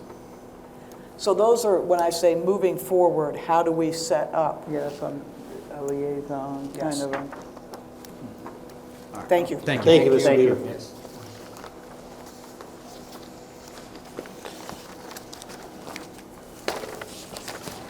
Item 7, which be additions and deletions to the agenda.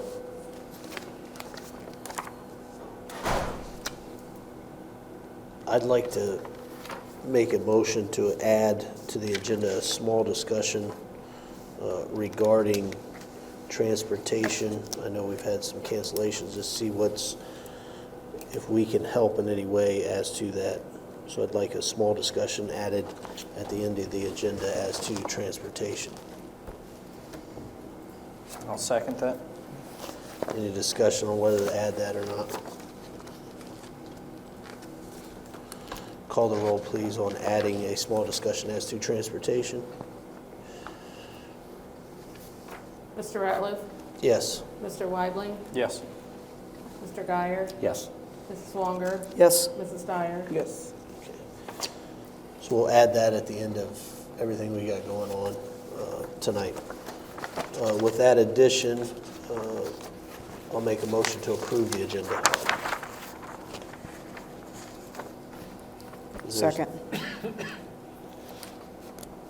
Any further discussion about the agenda? Call the roll, please. Mr. Ratliff? Yes. Ms. Swanger? Yes. Mr. Weidling? Yes. Mrs. Dyer? Yes. Mr. Guyer? Yes. Moving on with the agenda, we have nothing listed in item 8, old business. Item 9, a resolution for Taft ES paving project. Madam Superintendent. This resolution is to resurface the parking lot at Taft. The asphalt there, the typical lifespan is 20 years, we're at 22 years, and this was all part of the larger project to repave at various schools. And we actually got a bid that was quite lower than what we had. Jake had budgeted $200,000, and this bid came in at $105,677.50.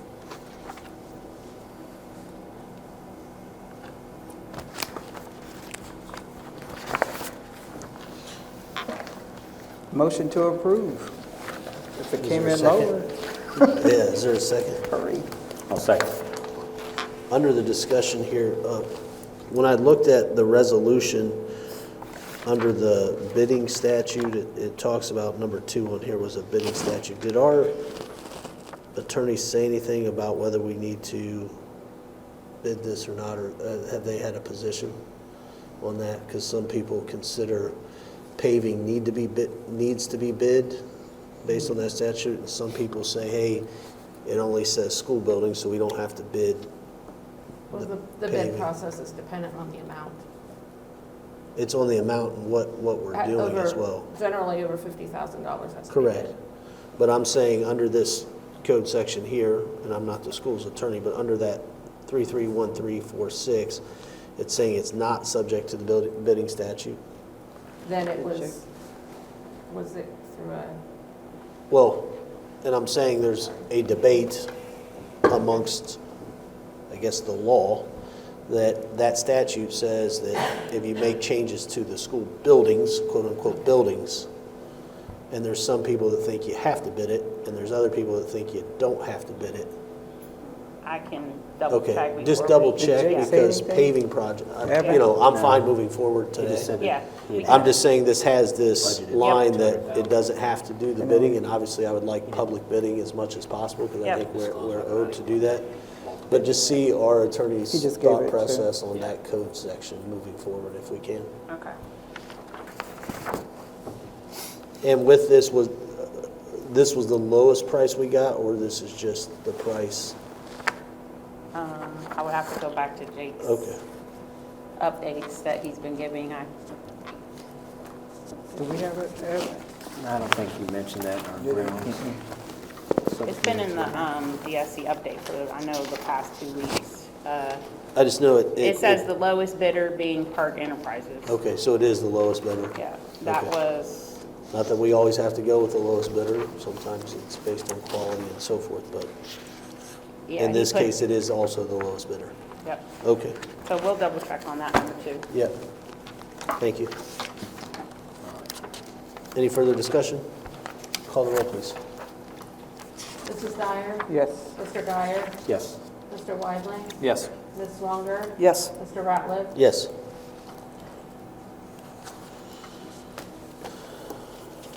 Motion carries. We're to item 10, new business. 10A is Harding High School new course proposals.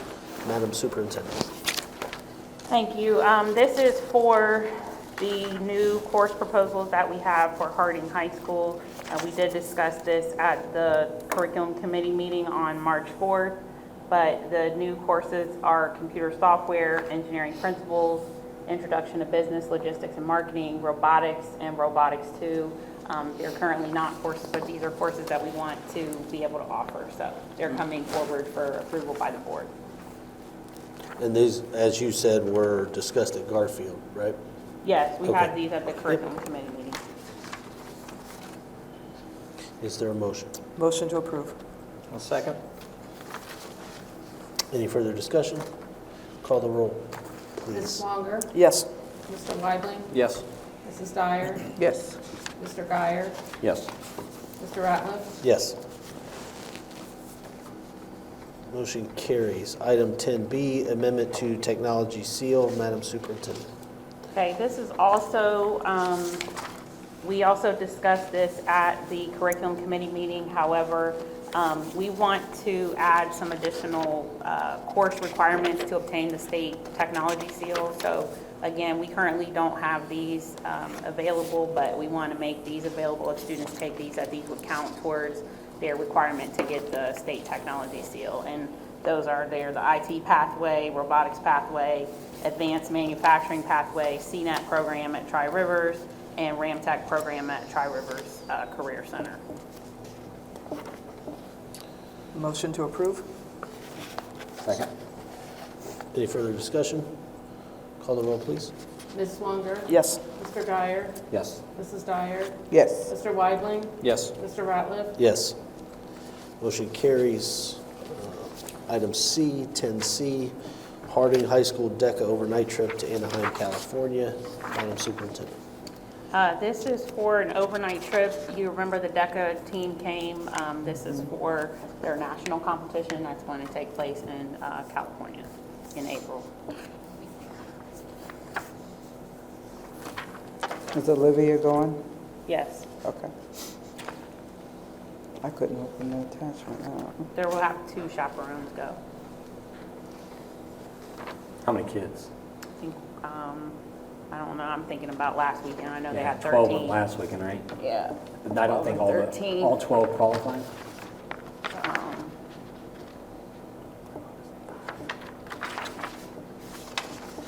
I think this all depends on who qualifies to go to this. Possibly up to 13 qualified. 3 that have qualified? I thought it was a lesser number. Last time I checked, there was 2, but again, it's constantly changing when they go to these competitions, so. They are required, just so you know, for overnight trips. Once the board approves, they get their permission slips, and we send a notice that they've been approved by the board, and then they send us all the students who are attending, the chaperones, contact information, so in case of emergency, that we will always have those on file at the district level. As far as the budgeting, and maybe we don't know yet, but they list a number of budgetary sources. Do we know what percent is going to be what? What are you on? It'll just come out of general fund. Excuse me? It just comes out of general fund. Okay. I'll make a motion to approve. Second. And when you say it comes out of, sorry, on the discussion end, when it comes out of it, they have the coffee shop / DECA sub-accounts. So they've Yeah, raised some of this money through there. Some of it could come out of there, but yeah, some Okay. of it will be general fund. Do they need a board member chaperone? They actually, Just curious, asking for a friend. maybe. Sign you up. Yeah, I was going to say. Can we call the roll, please? Ms. Swanger. Yes. Mr. Weidling. Yes. Mrs. Dyer. Yes. Mr. Guyer. Yes. Mr. Ratliff. Yes. And congratulations to Ms. Davis and her crew again. Awesome. Item 11A, high school ELA curriculum. So this is for my perspectives at the high school level. You know, last month we brought to you the middle school ELA curriculum. High school was still kind of finalizing what they wanted. So we spoke about this at the curriculum committee meeting. The department chair, Tara White, was there. We think that this is the best solution because, again, the students will be doing my perspectives in middle school and they can continue that onto the high school. It has been quite some time since they have had their curriculum updated, and this is the choice of the team. As far as the curriculum, how many years is this? Should be 5 years, isn't it? I want to say 5? Yep. 5 years. I see it now on some of them have a 5-year. Yep, thank you. A motion to approve. Second. Discussion?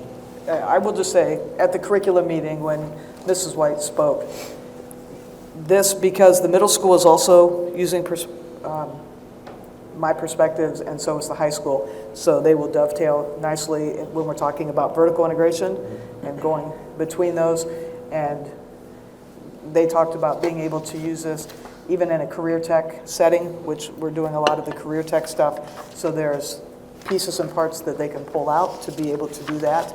And so the high school, all the teachers were on board with this curriculum. And if we approved it for the middle school and the high school, to me, it's a no-brainer. What's the time frame or the plan in terms of the rollout, in terms of when teachers get access to it? When do they get a chance to dive into it, see everything that they have, so they're ready to go in August? I would just hope that if we approve it now, that once we approve it now, we can get it ordered, and that teachers can have it in their hands before they leave at the end of the school year, so they have this summer, and that we would hopefully, we would provide them an opportunity to look through that and work through that so that they are ready when it comes back.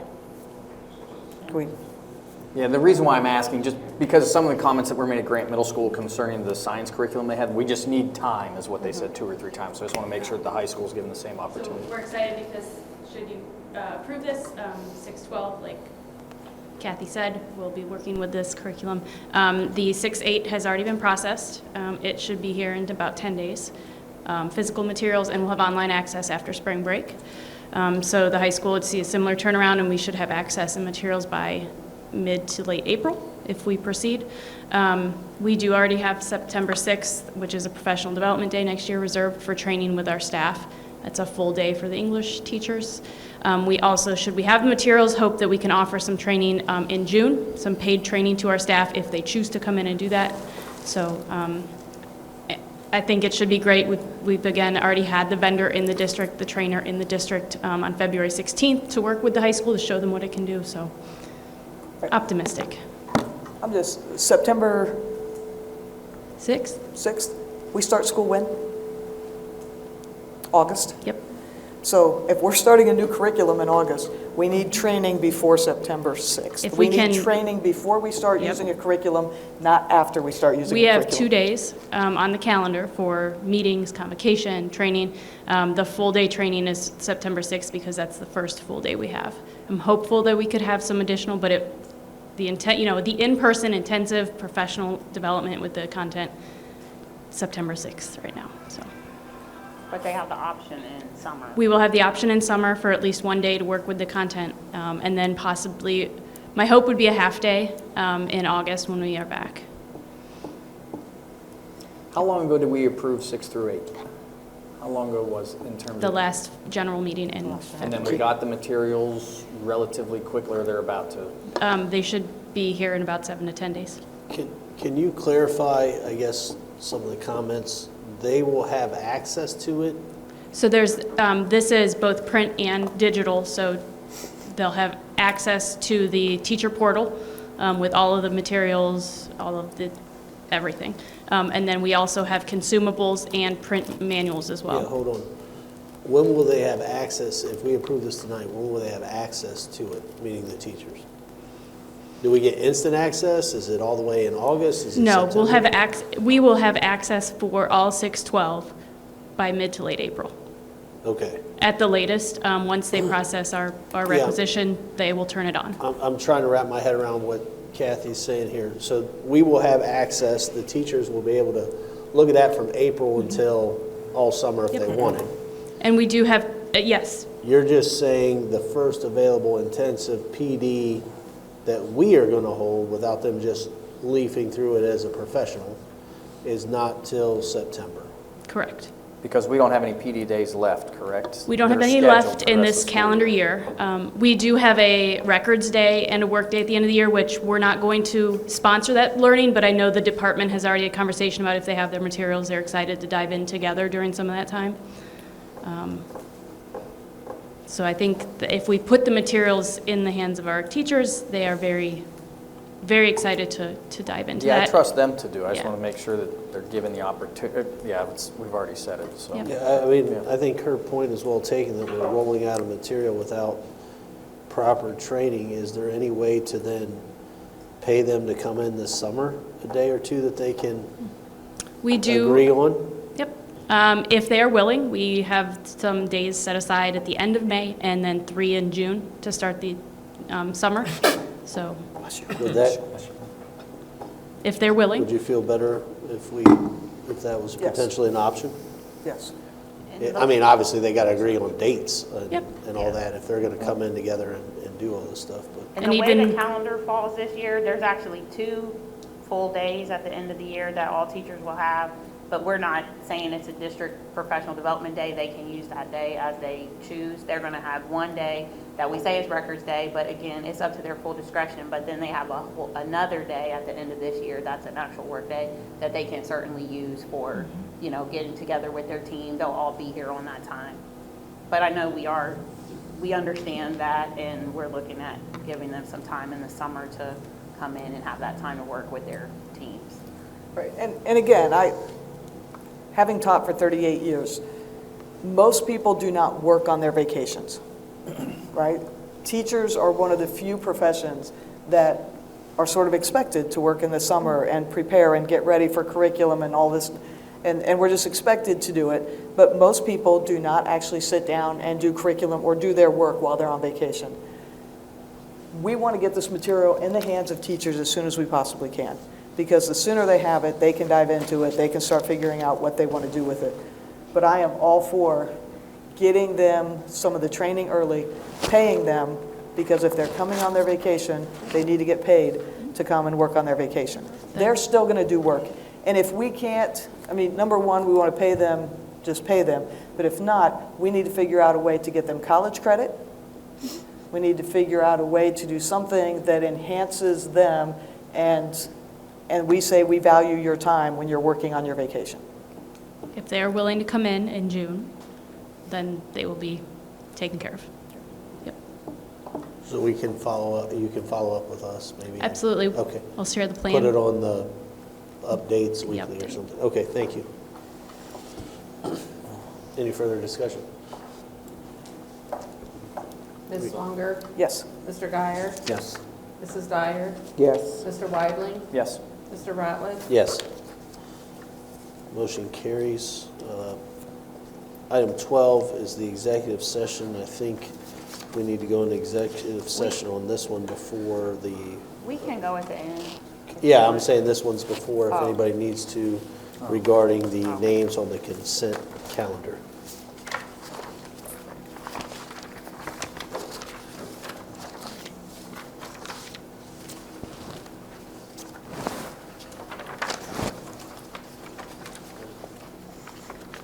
Are you okay? I'm good. Yep, everybody okay? Any amendments, item 13, amendments to the consent agenda? Anybody need pulled out of the consent agenda from the names that you see? Okay.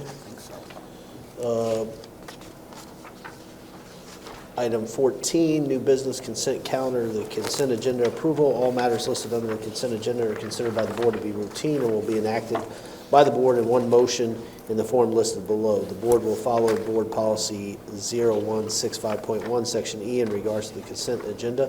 The superintendent has recommended the approval of all consent agenda items. Employment is specifically conditioned on the subject to successful background checks, receipt and final administrative review of all application records, and receipt of all other necessary documentation.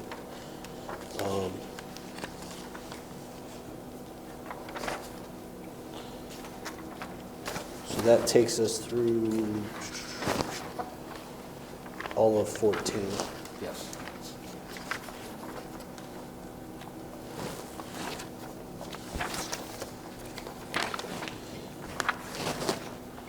And I'm very sad about 13D, or 14D, seeing Mrs. Beboutism, or whatever they've said. Her being on there, ending her contract, a long history with the school, as well as Thaddeus Carter and Madison Bolton. Motion to approve the consent agenda. So moved. Second. So we'll be passing, obviously, a motion to pass the consent calendar is what we're talking about. Yep. Mr. Weidling, Yes. Ms. Swanger, Yes. Mrs. Dyer, Yes. Mr. Guyer, Can't get my mouth. Yes. Mr. Ratliff. Yes. All those items are approved. Also, under 16, we have board announcements. Those are the meetings we currently have scheduled. Is there a standing committee item 17A, standing committee report that anybody wants to make out of their committees? Okay, moving on. Any student achievement that you want to discuss, Ms. Dyer? She covered it, okay. Moving on, 18, this would be a list of items that are first draft reading of policies. Do you want to add anything, Madam Superintendent, onto that? Did We anyone- talked about them in policy. Yeah, did anyone have questions? I think these are pretty straightforward. Okay. I think for most of these items, she's basically, the volunteers are being rescinded because we have another policy that was passed, and the other two clears up, looks like, time issues that have been written in our policies that she is cleaning up. I think that's the first reading for those. Item 19, board matters. 19A is the final reading of the proposed Board of Education policies of building access. I will make the motion to approve the building access policy. I'll second that. Any discussion? Hey, just a question too, in meeting and talking about this policy, Mr. President, I don't know if we have vetted this policy with our legal, as far as if we're covered or if the board is covered, or have we vetted this information, the language and everything? As I far have not. What do you think, should we kind of have legal look at the language and as far as building access? And because doesn't it state that lay coaches and should we just have somebody look at it? That's all I'm asking. I'm not asking I got a motion pending to pass it. I don't have a motion pending to have someone look at it. My idea on that is we are restricting I know. somewhat. I'm talking about this policy even restricts what we are currently operating until some administrative matters had taken place. We were having unfettered access to our buildings 24/7. So this restricts it a little bit from that. I mean, everybody had, we could have, and there has been teachers in the past due to unforeseen circumstances used our buildings in the wee hours of the morning.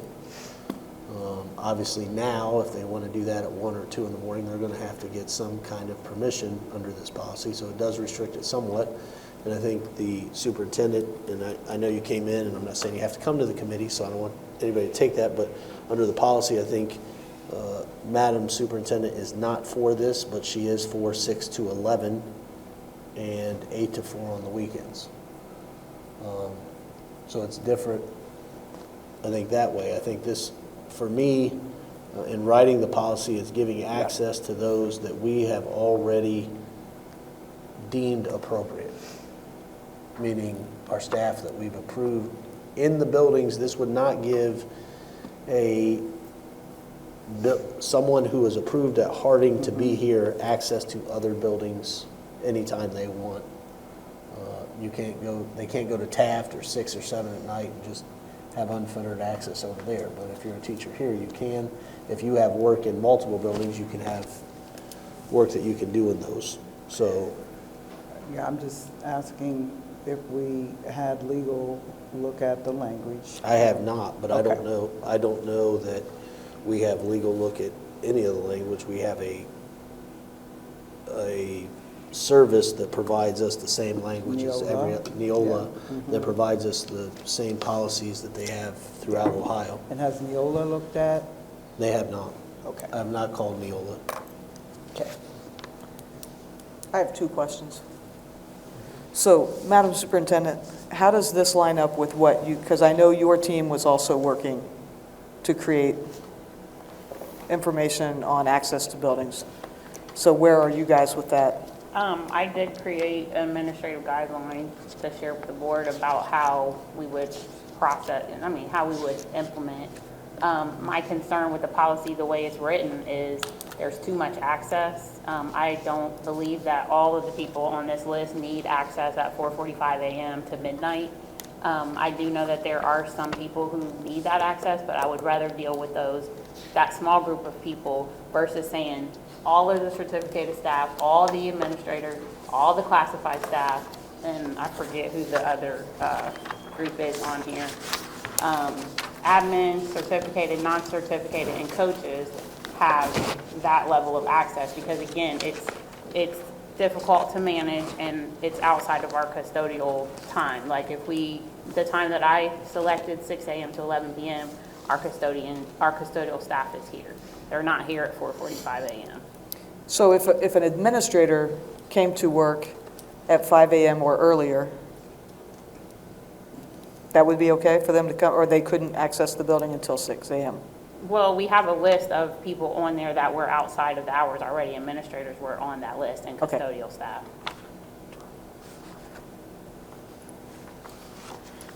All right, but you haven't brought your proposal to us yet, your official, after our last discussion, correct? Yeah, I'm not writing policy. I wrote an administrative guideline that I provided to the board of because I would do the administrative guideline, and I have concerns about writing a policy on my own about safety and security of the buildings, so. Okay. My second question, since our last meeting and our last big discussion about this, have we had any issues with teachers or people needing to access the building who could not? I'm not aware. And again, people have reached out directly to me. I know that we've made arrangements when we know that things are occurring outside of hours. Okay. So I know band and choir just last weekend both had to come earlier or arrived back later than what those were. And I know Mrs. Bebout came over to let choir in because it was before the 6 a.m. Time slot. So I guess my question is an administrative guideline good enough, and does an administrative guideline work? Or do we have to have a policy that actually says this? That's my question. And I think if the administrative guideline works, we don't have to have the policy because the administrative guideline will say this is what it is. And the administrative guidelines should cover our administrators, our teachers, our coaches, and the people that are here. Well, my question is, did they go through and get what they needed in order to not have to bother Ms. Bebout? Because I thought band and choir were like the exceptions to the rule, so to speak.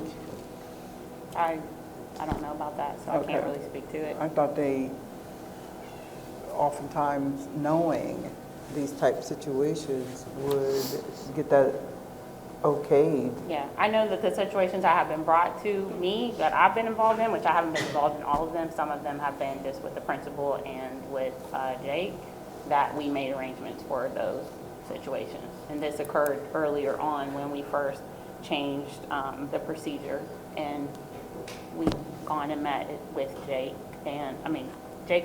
and Jamie to work out those issues with administration, and those issues were worked out for those situations. Do we have the new technology, the new keyboard, the keypad tech, is that in? They're supposed to be getting upgraded this month. But they're not upgraded yet? They're not up yet. And if I understand, when we get the new technology, will we have better when we have the new technology installed, will we have better access to know who is in our building and when they're in our building? Yes, and we can set their key cards to the time. So if people needed extra time, we could set those individual key cards, which is what my suggestion is, versus saying everyone can just come in. And that would be for part of all the that time. administrative guidelines. Yes, I mean, it can be. So if we have new technology and we have administrative guidelines, I guess I don't understand why we have to have a policy on it. To me, that's an administrative guideline that could cover that. Well, one, we don't have a policy on access to buildings, so I think we should have one. That's number one. Number two, we've already left it to the administrative guideline, and we got a policy that basically, or a guideline that basically says an hour before your sporting activity, you can show up, and an hour afterwards, you have to be out of here. And when we have teachers that want to come in, other than the times, they got to call some administrator somewhere or a custodian to let them in. So they're willing to come in and give us extra time, and we're making another hurdle in front of that coach or teacher or whoever wants to help our kids out for them to be here. I don't know why we ever limited the 24/7 we have. This limits it somewhat. And we are fine with 6 to 11, and we're fine to 8 to 4. And I can't see, for the life of me, what the reasons were of limiting it. Because people are going to plant bombs. Teachers are going to break their necks. Or my favorite from the former president of the board was that they're going to bring students in to have relations with them. So I don't understand why we're limiting it at all. But I tried to accommodate and limit it somewhat because that seems to be the thought process of this administration. So I think we need something. Because if not, we get what we got. I mean, it just seems to me that in terms of, we have more technology now to let us know where people are and what's going on. And if you have this thing with you, it's tracking where you are, when you are, wherever. And let's be honest, most people aren't smart enough to turn it off if they're going to do something that they shouldn't. And if something happens, we have this technology. We have this technology to let us know that we've fallen and we can't get up. We have phones in every classroom. I mean, I go back to when I started teaching, none of that stuff existed. We didn't have cell phones. We didn't have phones in classrooms. We didn't have cameras in the buildings. We didn't have any of that, and we had unfettered access to buildings. And I think prior, I tabled this for anybody who wanted to kind of amend it or so forth. I think it was pretty clear, the board's position on access to buildings, and what we got was the exact same thing that I think the board was not happy with. So if we don't have the policy, then we get what the board has clearly indicated, I thought, that we didn't want, which is the administrative guideline as set. But it's the administrative guideline plus the new technology that has not been put in place yet. We're getting new technology that will identify. But the new technology doesn't tell you what the administrative guideline is. The administrative guideline is going to set it. And then we're going to make, for teacher A, we'll make you an exception. Teacher B will make you an exception. You can be an exception.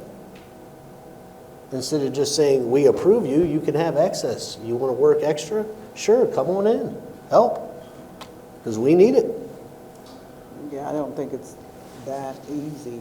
I mean, but anyways, I agree with Kathy but I think every document should have our legal people looking at it to protect us and to protect the community because it is about safety. But we don't do that now. I think this wording that, but I think our legal needs to look at it to make sure that we're protected. And I agree with what Kathy said about, and anytime it looks too like policy, I don't know who writes policy or whatever, but I think I don't know if it's our job to write policy or whatever, but anyways, I stand on, I agree with Kathy, and legal is always coming to my mind. I had a discussion with Olympia, and I agree with her. A couple points, we constantly get stuff in front of this and it is not taken to legal. Constantly. Contracts, all kinds of stuff that is never taken to legal. And they're contracts that other people write for their benefit and give to us, and we approve them all the time. Yeah, but that doesn't mean that we should. So, well, I mean, we're not doing it, so I would like for that to start possibly, but apparently we have a hold on it. Secondly, the board is the policy-making entity of the Marion City Schools. So why Ms. Della Flora, I appreciate her saying she's not writing policy because it's not her to do. She can write administrative guidelines on how she interprets and how she's going to handle the policy, but it's this board's responsibility to make policy. Now, the board has historically left it up to Neola to write all of our policy and make all the corrections, and that's why we have the same policies. If you look at other Neola schools, we have the exact same policy as any Neola school and everything that we do. So it's not Marion City specific by any means on any of the Neola policies. But perhaps it's because they know the flavor of the Kool-Aid, and they know what the jargon is, and they know what landmines that they want school boards to avoid that will precipitate non-safe behavior, non-safe building, non-safe access, all of that. Perhaps Neola is a guardian of what is happening in our world that protects us from and protects our kids from harm. And so that's all I'm saying. I don't know, because I've been looking at, the policies, because I think you wrote like 5 policies at the same time, and I do understand the urgency, and I do understand the advocacy, but as far as Neola is concerned, it says, with the ever-evolving legal landscape of education, it is imperative that boards of education are proactive in establishing and maintaining board policies that are legally compliant and represent the educational philosophy of each district. And that's what Neola's job is. So I don't know. So do you believe that we should ask Neola how much access our teachers should have to our buildings? No, you wrote a policy. Or do you believe that this board should determine that? No. You wrote a policy. I'm just saying, can we run it through Neola or our legal and just look at it to see if any flashing lights are glaring as far as opening us up for anything that is what I just quoted, opening us up to non-safe things, or opening up the board or our district. That's all. I'm just saying, just run it through them. I believe this all came about because we rekeyed all the facilities, right? We took some access away while we were transitioning through that process, Harding High School being one of them, correct?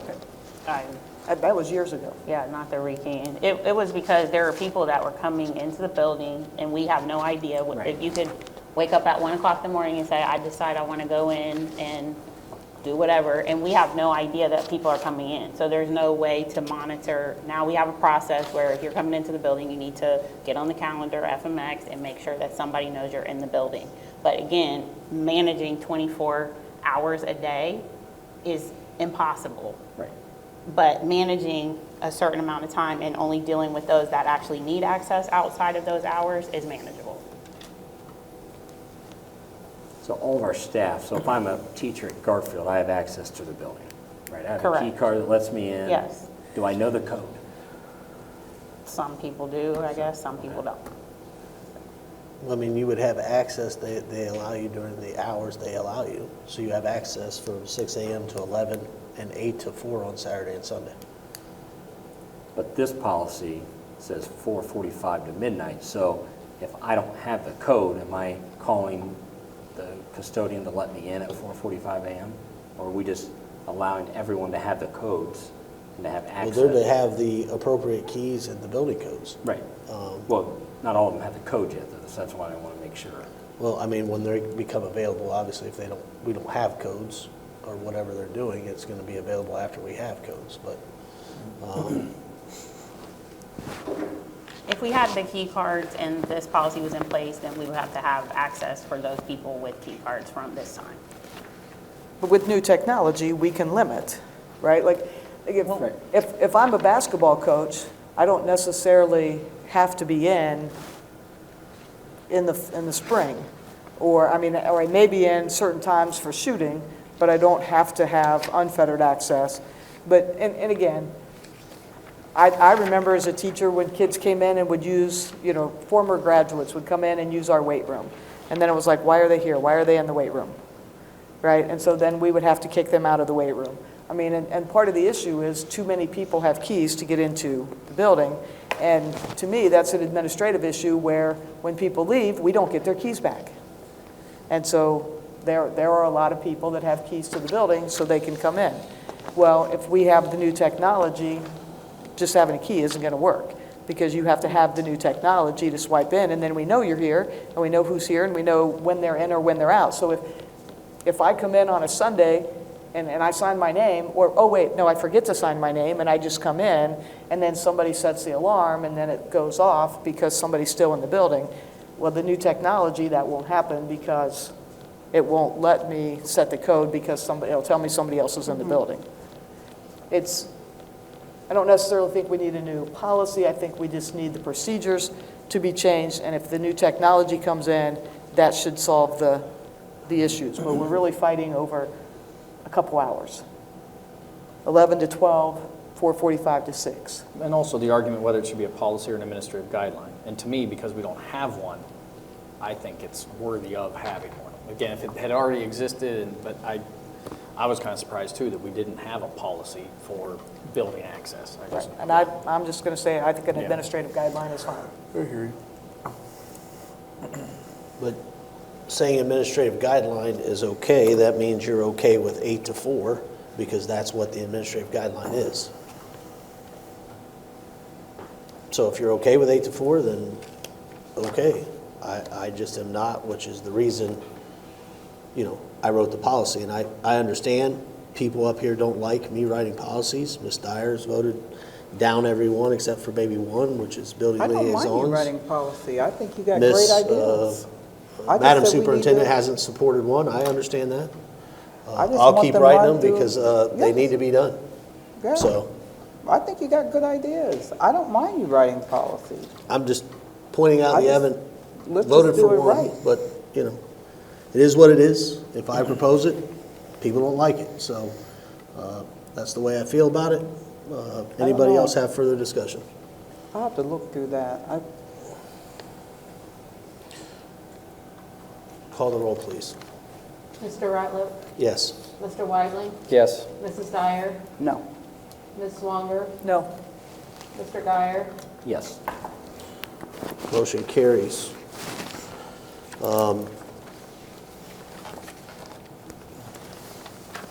Item 19B is board building liaisons. I have a motion to make the following changes to the board building liaisons. Ms. Dyer is asked to be removed, so we'll take her off of Grant and I believe McKinley. Appoint Ms. Swanger as McKinley Elementary Board Liaison, appoint Mr. Guyer as a DSC Board Liaison, and appoint myself as the Bus Garage Liaison. So we're adding several onto the liaison list. So moved. Second.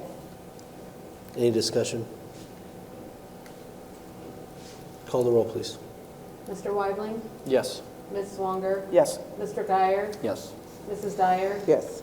Mr. Ratliff? Yes. Item 19C, a discussion, I'd like the board to discuss possible future home of the DSC since June 30th is right around the corner.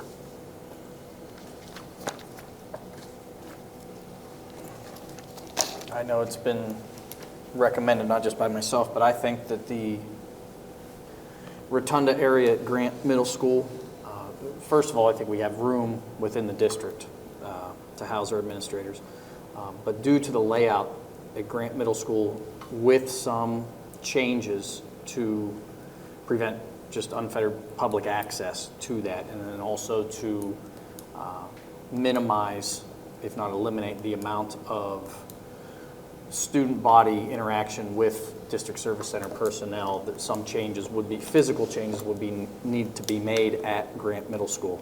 But I think the Rotunda area is, I think it's great.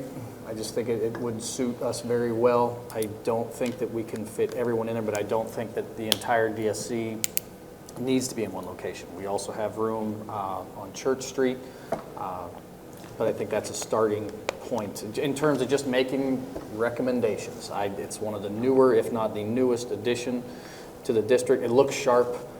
It's clearly visible as you come around Presidential Drive, and just put a sign up there. I know it would need a sidewalk from those parking spaces where the admins could have those priority parking spaces right there. Might need a closer sidewalk so you're not walking all over the place, but that would be a recommendation on my part. Well, the chair of the Building and Grounds, we kind of got some We information discussed it a little today. bit today with Madam Del Flora and Mr. Hayner, and Jake Rowell was in the session as well, Mr. Kearns, and so they provided a little bit of an update of what their plans are moving forward. I think they're very similar to what you just disclosed, with the use of the student service facility over there on Church Street as well. So they already have a plan in place to kind of map out exactly who's going to go first, so they're not all doing it at once.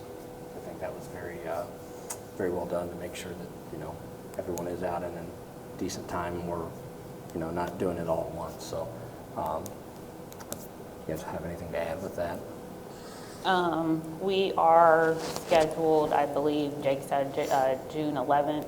We did receive quotes from 3 moving companies, and we will be looking at moving those groups such as fiscal, HR, and enrollment over to Church Street, because those are the groups that would have outside people coming in, so that would eliminate them going into buildings. And then the rest of our team will be dispersed throughout school buildings. We're still looking at what those buildings will be.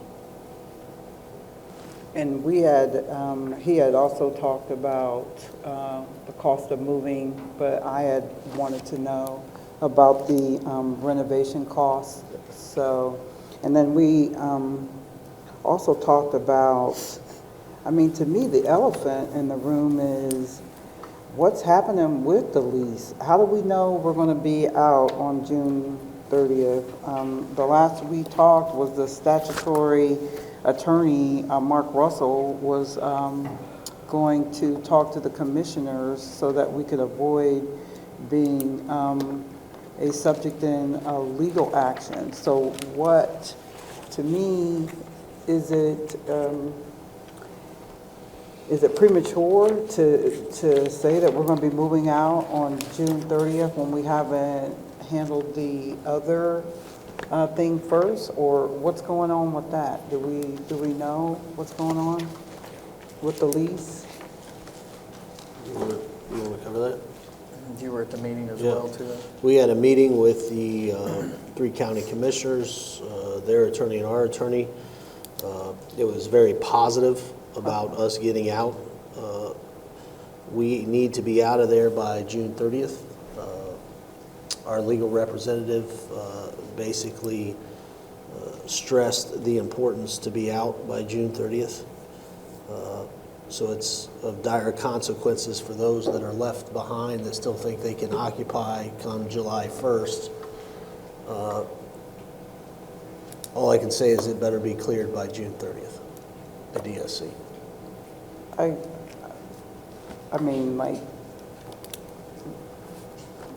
I'm still confused as to that. So what does that mean? It should be cleared by July 1st, so that means It means we're our not gonna lease sue us? ends, our lease, as we have told them, ends June 30th of 2024. Right. Which means all personnel There won't be a coat hanger left over there Right. on June 30th, 2024. So that's what you told them, and then they agreed not to, because in their letter, they said that they were going to sue us, right? If we, They threatened legal action, and we went and Right. talked to them. We're still working through the details oh, okay, so, all right, that you with got the it covered. commissioners. All right. So we won't get sued, and, because you're working through the details with, We're hoping Yeah. not to, yep. okay. And will they send us another letter saying this is no longer? As soon as we know, as soon as Mr. Russell talks to us about what he's worked out, so he's working, and he was supposed to, leaving that meeting, talk to their legal counsel about how to proceed, I guess, how they want to proceed. And then so they're going to send us another they're one of gonna those send- letters? We'll have an that says update from everything is Mr. cool? Russell that I will give to the board once he provides an update, I guess. All right. So better to Yeah, put that, I and due to mean, the nature of the meeting, and that's where I'm questioning, it was a special session with the county commissioners, so I'm not 100% certain what I can say publicly, other than, without specifics, that the nature of the meeting was, it was cordial, it was pleasant, it was helpful, it was mutually, let's work this out. It wasn't a knockdown, drag out by any stretch at all, so.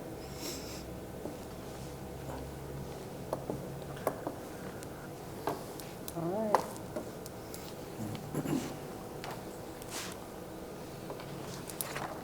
so the goal, I'm taking the goal or the future home of the DSC is going to be scattering administration throughout The district. the district.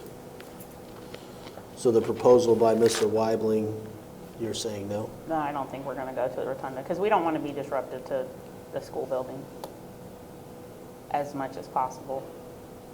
Okay. And then you said you don't want to be in a area where there were kids because of safety issues, Well, just right? for those departments, fiscal, HR, and enrollment, those are the departments that would be taking people from the outside, like our student services and our teaching and learning for the most part. If they're going to be meeting with people, it's going to be internal, or we might have vendors that we meet with, but not just people walking off the street that would be coming in for services. People just walk off the street to come into HR and to enrollment. And that's where be it that space or not, but the building on Church Yeah. would be an example of that. where Right, there's no because there won't student be body there. students Yes, in that exactly. building. Yep. Well, the rotunda area has a door that leads from outside to that. We would need one wall there, and that would be sectioned off from our students. Doors can be locked with alarms if need be. It has 5 enclosed offices, a conference room, and you're in cubicles now. I don't see the need to move throughout the district, but if that's your goal or what you believe you're left with, I don't see that option. So I guess we'll have to have further discussions before June 11th of where you're going. I would remind the administration to work with the board because the board sets what buildings and how we're going to be using them. So I don't really think it's a total administration move, to be honest with you. So, and that's posted by the Ohio Revised Code. So we're in charge of buildings and how we use them. We're in charge of curriculum and how it's used. So I think we need more discussions about the planning before June 11th. I'm not saying I'm totally against you going into all these different buildings or areas. I just would like some sort of a plan before it hits us June 11th of '24.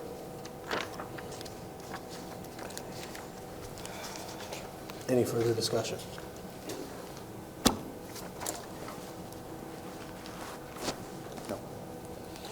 Item D, discussion regarding the grant gym floor. Do we have an update on the grant gym floor? The board has been provided an update each week since February 23rd, so I can read aloud the updates that you have, but there are no further updates. On February 23rd, you were updated. It says, here's an update of the water damage at Grant Middle School from our insurance provider. The gym floor has severe cupping on 1,271 feet of the area. Is water damage in this area to the point that the floor will need to be removed in this area. Our insurance company has authorized the removal of this portion of the hardwood floor to expose the subfloor. They will not go under the bleachers yet. Once that work is completed, we will reassess and determine next steps of drying, etc. We are not certain at this time if the floor will be a complete replacement. We are working with traditional hardwood floors to determine the best plan of action. Then on March 1st, the board was updated with this. Grant water damage update, they finished removing the wood floors today. We were finishing setting up drying equipment on the subflooring. We will let the equipment run the next couple of days and see how things dry out. The wood floor expert is going to come out on Monday to inspect the subflooring to see if he thinks any of it needs to come out or not. There's some cupping going on with the subflooring, so we will see if that goes away as it dries or if it will need to be removed. There's also a small area where there's some moisture under the subflooring. We will give it a couple of days of drying and see how things progress. On March 8th, the board was updated. Grant Gym, Service Master is about completed with drying and cleanup. Stevens Construction should be on site next week to start installing and finishing the drywall ceiling. I'm waiting on quotes and opinions from 2 gym floor contractors to see what the best options are for the gym.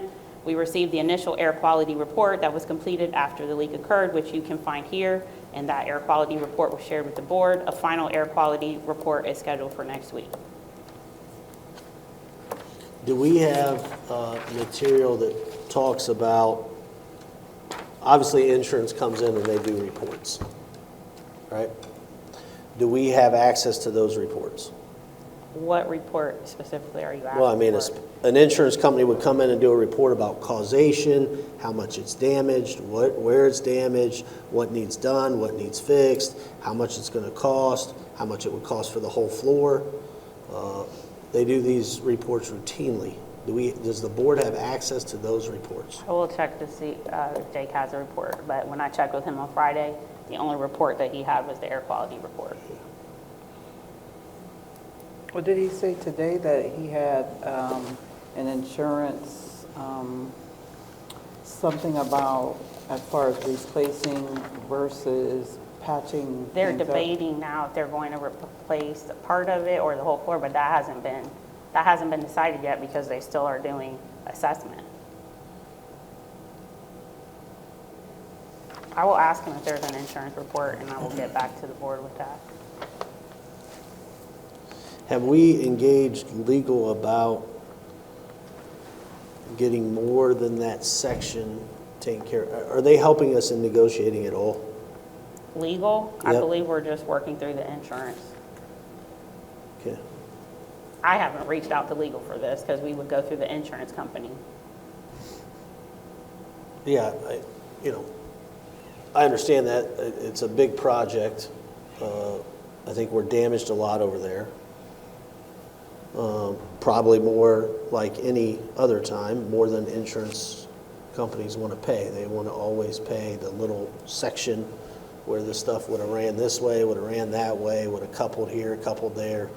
I think it's a bigger area than they're going to want to handle. I think that's the best way to say it.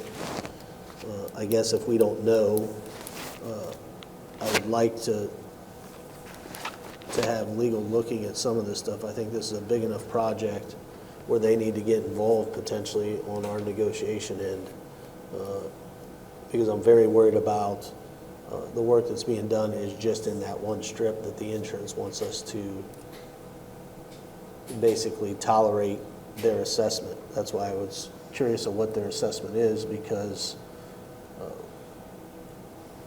I don't know how much it went left versus just that straight line. That's why I was curious about the assessments. What did Jake say today, Evan, about that? Didn't he say? Well,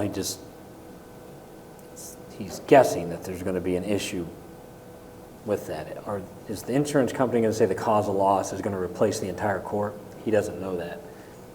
The insurance company is going to say the cause of loss, damaged the part that needs replaced, and so that's what we need to figure out.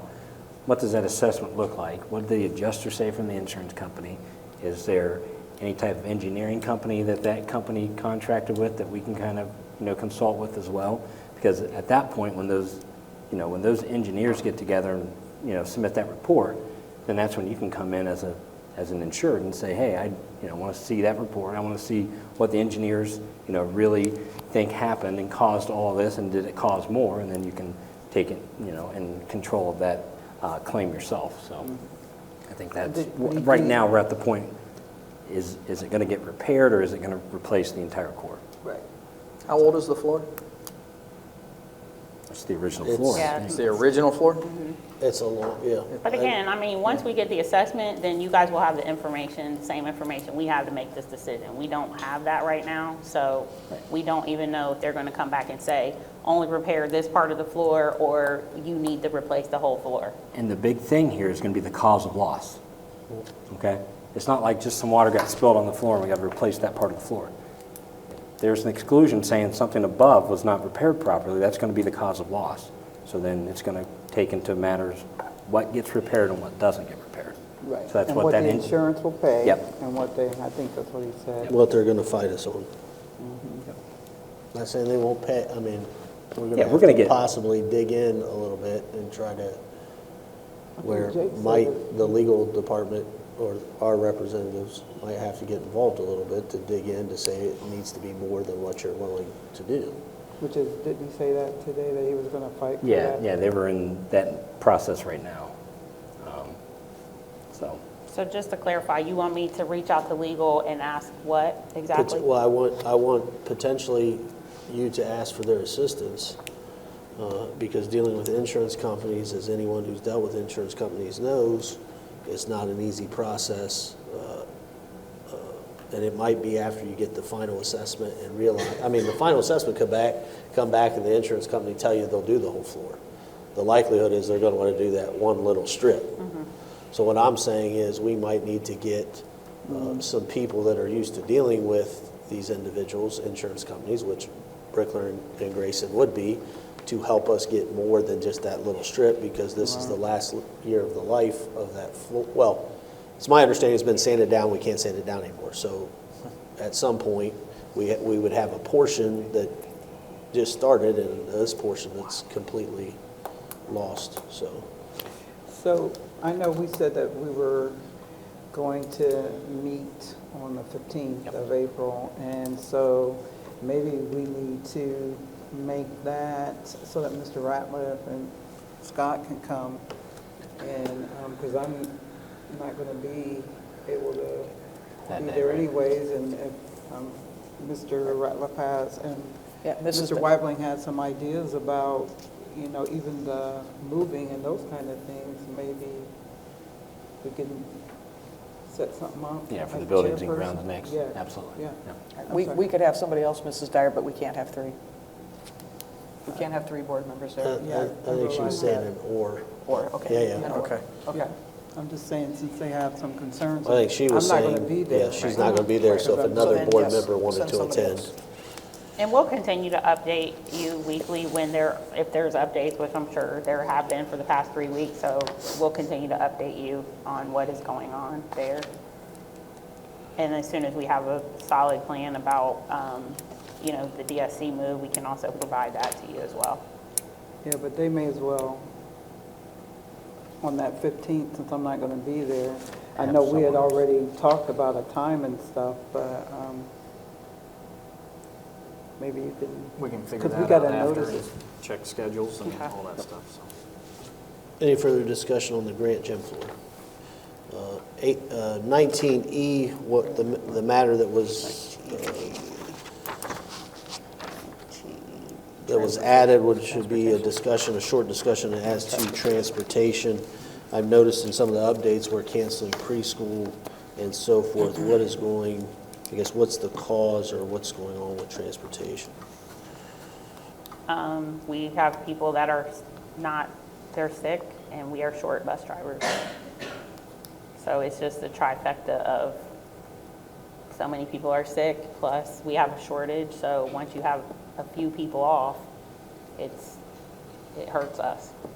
And So what- we need more bus drivers. How many do we have? How many openings do we have? Do you know how many we have right off the Approximately. bat right now? I believe we have 14 bus drivers, we have 12 routes, that leaves us with 2 extras. So we can operate with 5 absent, but once we get to that 6 or 7, it gets dicey, and that's where we have to start playing chess. So we don't have any openings because we fix our routes according to how many people we have. But if we had, let's say, 20 drivers, we could have potentially 16 routes and some extras. So we want more drivers, but we would have to reroute in order to make those positions, if that makes sense. I know it's been said and asked numerous times, and this isn't just a Marion issue, correct, with the shortage of bus drivers. Does anybody know why and when it happened, when people stopped wanting to drive a bus as a supplemental form of income? Like, are we getting that on the surveys when people leave, or just, I don't want to do this anymore because, or... I'm going to get yelled at by John Mullins if you don't come up here and speak into the microphone, if you wouldn't mind. Sorry, thank you. Very much. It's a combination of factors. We have some retirements. We have some people that would like to be paid more for the routes.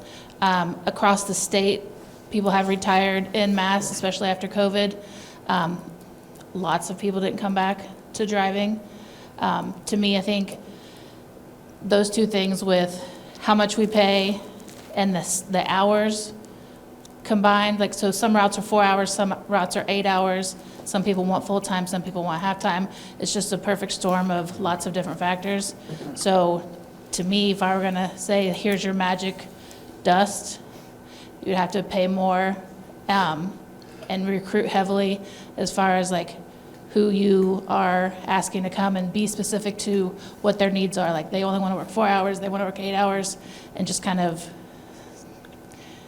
revamp the system a So little bit. targeted recruiting too. Are you looking for part-time? You're looking for full-time? You're looking for weekends? And Yeah. again, and finding a workforce, I know I've said that in this day and age, is getting And I know harder and harder. the other thing we've come across too is like the CDL, like we were having discussions about Tri-Rivers now adding the CDL program, but people can make more money driving in a truck than they can drive a school bus. And would you rather drive a truck where you can drive uninterrupted, or do you want to drive on a school bus where you have, 60, 70 kids? So again, it's a calling to be a school bus driver. But there, again, I think there's a lot of things, but I know we just recently talked about the CDL and the options that people have with it. Do we know how comparative we are just within Marion County for bus drivers in Marion County, like the other schools? We're within a couple dollars to the county schools. Better or worse? I was about to say, can I ask which direction? A little bit less than some other county schools that we've looked at. As far as, could you explain, you had said 14 and we don't have any openings?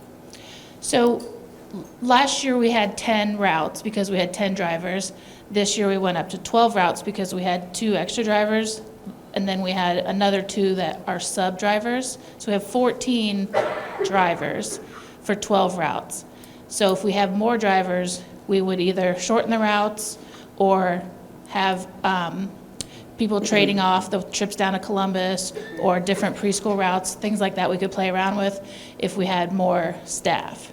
So right now it's kind of really gelled to how many people we have available. Yeah, because what I'm concerned at, we have spring season coming, right, with track, which has a lot of members that have to be taken somewhere. At the same time, we could have boys and girls baseball and softball going somewhere. We have middle school, that may need a bus. Plus we have tennis. Plus we have all, rain all and these things snow. coming, worried about getting them to events, I guess. So what happens then is you're asking the bus driver to work the regular route and then work another evening. And so Correct. that can be taxing on home life balance. Sometimes the conversation whirls around what they get paid for when they're driving versus when they're not driving. So if I have a driver and I go to a basketball game in Columbus, I get paid my driving rate when I'm behind the wheel, and then I get paid a different rate for sitting and watching the game while you're there. So that has been a conversation that has come up before, like, make that all one rate. Like, if I get $27 an hour to, I don't know what it is, I've just made that number up, to drive, then to pay that continuously the whole time you're out of your home, for example. Yeah, do we, I was just going to add another hardship, again, just trying to help you understand, is if we have like the 12 routes that have to be run, but like 5 people call off, then some of those drivers that are driving those routes have to run double and triple routes. So they're doing 2-3 times what they normally would do in a day, and then they're also then now, well, we're too exhausted to take a trip. Taking and a team they to feel those. like, it's a, some of these trips are quite a ways, and they've run 3, triple runs, double runs during the day. So they're also being worked a lot during the day when we have absences, which lately we have had quite a few absences. So, Do we and can we hire drivers specifically for the extracurricular events?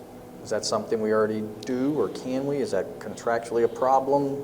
It would have to be negotiated with OPSI because right now they bid on the routes Yeah. and then they bid on the supplemental routes, or pick them up according to seniority. So, but that is a conversation that, But we then can you always could talk. bid on that route, and then it rains for 3 days, and those get canceled, and then it gets rescheduled for a day that you can't take that route. We could talk to OPSI and say, would you allow us to post 3 positions for just supplemental routes? And then those people would only be for the sporting events and the extracurriculars, but that would be a conversation that OPSI would have to get behind us on. So I know last year, our athletes had to go to an event early and like sit around or whatever in order to accommodate the bus schedule, and I know that might be a possibility.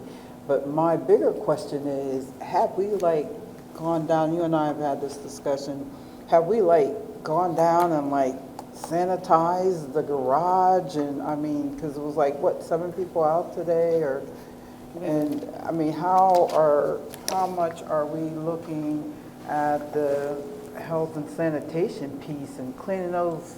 I mean, it just, to me, it's like one big germ. Part of the driver protocol is to clean buses upon return to the garage. and some of these are not, they're more long-term type issues, not just Not just a necessarily. flu. Yeah, yeah.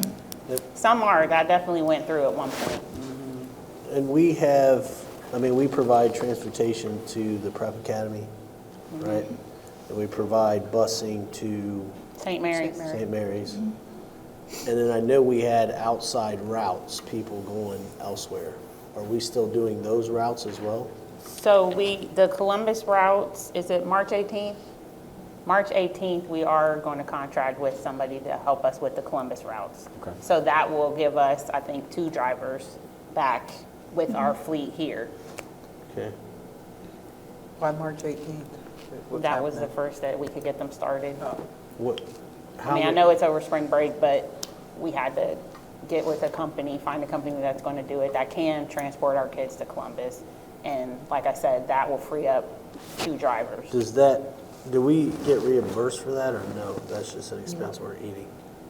We have to transport, unless I don't know specifically about these students, if they live in another school district, then we can charge for excess costs. But it is our responsibility to transport. How much is that gonna cost us? The transportation? Do you know, do we have a? Okay, I can give it to you guys. Okay. 300 a day? So it's 1,500 a week? $6,000 a month? Just keep doing the math. And aren't we working next week when we're on spring break too, right? Aren't the bus drivers, because we're not on the same schedule, because isn't Tri-Rivers out this week, right? Spring break?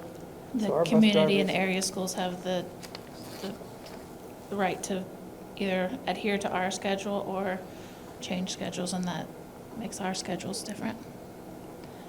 Is that the only, I mean, that starts March 18th. Is that the only outside agency we're using? I believe I so. ju- Yes, don't know. yeah. We've tried several. What's that? We contacted several, and they're all within the same price range. How many students is that? They're- They all go the same place, or we got No. multiple? Different. Okay.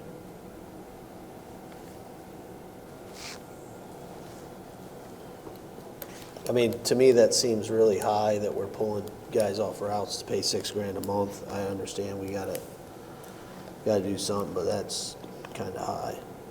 And I understand that OPSI drivers, I'd be upset if you're paying another outside agency $6,000 to do the route I was doing for $20 an hour. And that's being opened up right on us. So I, you know, it's not good negotiations, I don't think. But, I mean, that's $72,000 a year to, well, there's 3 months out of there, so. I can understand union drivers being upset about the amount they're getting paid if we can pay some outside company $6,000 to do what they were doing, and then pull them back to do whatever we're paying them, $22, $23 an hour, and set at sporting events for $15 an hour. So I mean, this financial system that we have created with OPSI, and now we're hiring outside company, I mean, it's not good, as far as I'm concerned. Do we know how long that contract is until the end of the school year? It'll end in June? It'll end whenever I look at their school calendars, but I assume, I think it was done by June 1. So this is a stopgap until the end of the school year, hopefully? Okay. And Okay. We really need to get more drivers Well, I to mean, not have to. yeah, I get it. I mean, we're in a hard place. I mean, because we owe services to those students, and we have to get them there.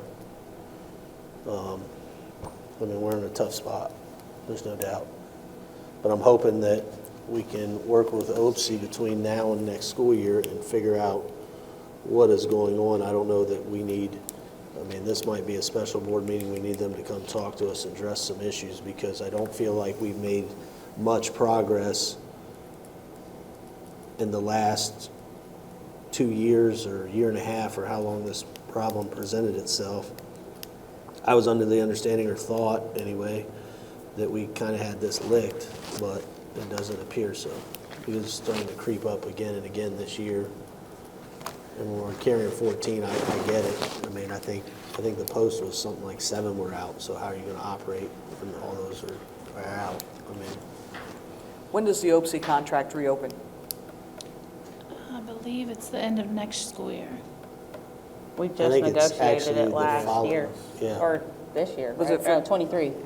So is it a 2-year or 3-year deal? It's, I think it's 3. It's a 3 year, so it's 26. Yeah.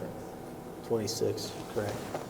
We just did it at the end of, I think, you know, we need to approach them to try to come to an understanding how we might operate, you know, memorandum of understanding of how to operate. I mean, some of the things that they're upset about, if she's talking about salaries, I get, because you earn, listen, if you're worth $20 an hour, you should get $20 an hour, you know, and I understand the district has gotten away with paying these guys less than what they normally earn. I think it's hard to take a $20 an hour guy and go tell him, hey, give me an hour of your time for 15 now with the same agency. And a lot of these guys, we've gotten away with it a long time because we've had 26 bus drivers on staff, and now we're struggling to get them. So I think these guys are kind of taking the jobs they want, and we've worn them down through the number of years, you know, picking up these extra routes. As she's described, they got to, you know, double and triple time it. So I think we need to go back and try to figure something out, however we can do that. Because obviously our track team, to keep having the success it needs, it's got to get there, and that's a lot of individuals that need transported. And I mean, I would even, and I know we have transportation issues, but It's our preschool kids who aren't getting the transportation, which means that they're probably not getting to school, and those are the kids that we need in school because we need that early intervention Which is so what we that they just can talked be about. ready for kindergarten, so that they can learn to read, so that they can eventually read to learn. I mean, And we're almost doing a disservice to our preschool kids, which, and again, it's nobody's fault, but it's just happening. Is this the first time we've Anybody have ever a van contracted? license? Anybody have a van license? You can round them up and put them in a van and, you think I'm not kidding? We I purchased am a not van. kidding. We purchased a van. It's a last lot year. easier to get a license to drive a van or the short bus and take the kids, and it's a lot easier to get that than a CDL. And the one the one that goes to Columbus is not a bus, it's a van, right? It's a van trip? I'm not sure about that. Okay. I don't know. Jen, do you know? Is it a bus or a van? I believe it's there, it's a van. Van. Okay. My question is this the first time we've contracted with an outside agency to help us with? I don't know. I mean, we didn't do it last year, right? We had these issues Didn't. last year, we didn't do it last year. We haven't in a couple years, it's not. Okay. So at least we're thinking outside the box a little bit to try to help offset some of these issues we are having. So thank you, I appreciate that. I know, I was just in Hayes Elementary last week. Secretary takes a call and it's a preschool mom, irate, you know? You gotta, you know, she had a point. So, but it's not fair. The secretary is getting berated. It's, you know, it's not fair to the parent either. So at least we're taking some measures to offset that a little bit. If it's two drivers, it's two drivers. That's a big deal for us right now. So we'll take as many drivers as we can get. I didn't even know we provided transportation for preschoolers. Yeah. Can my grandson get? No, only the ones that have IEPs are eligible for transportation. Oh, okay. Yeah. Any further discussion? Thank you, Ms. Smith. Thank you, Dr. Kenny. Thank you. Any further discussion on that? Next item on the agenda is an executive session. Are we still doing that? Yeah, it shouldn't be long, Okay.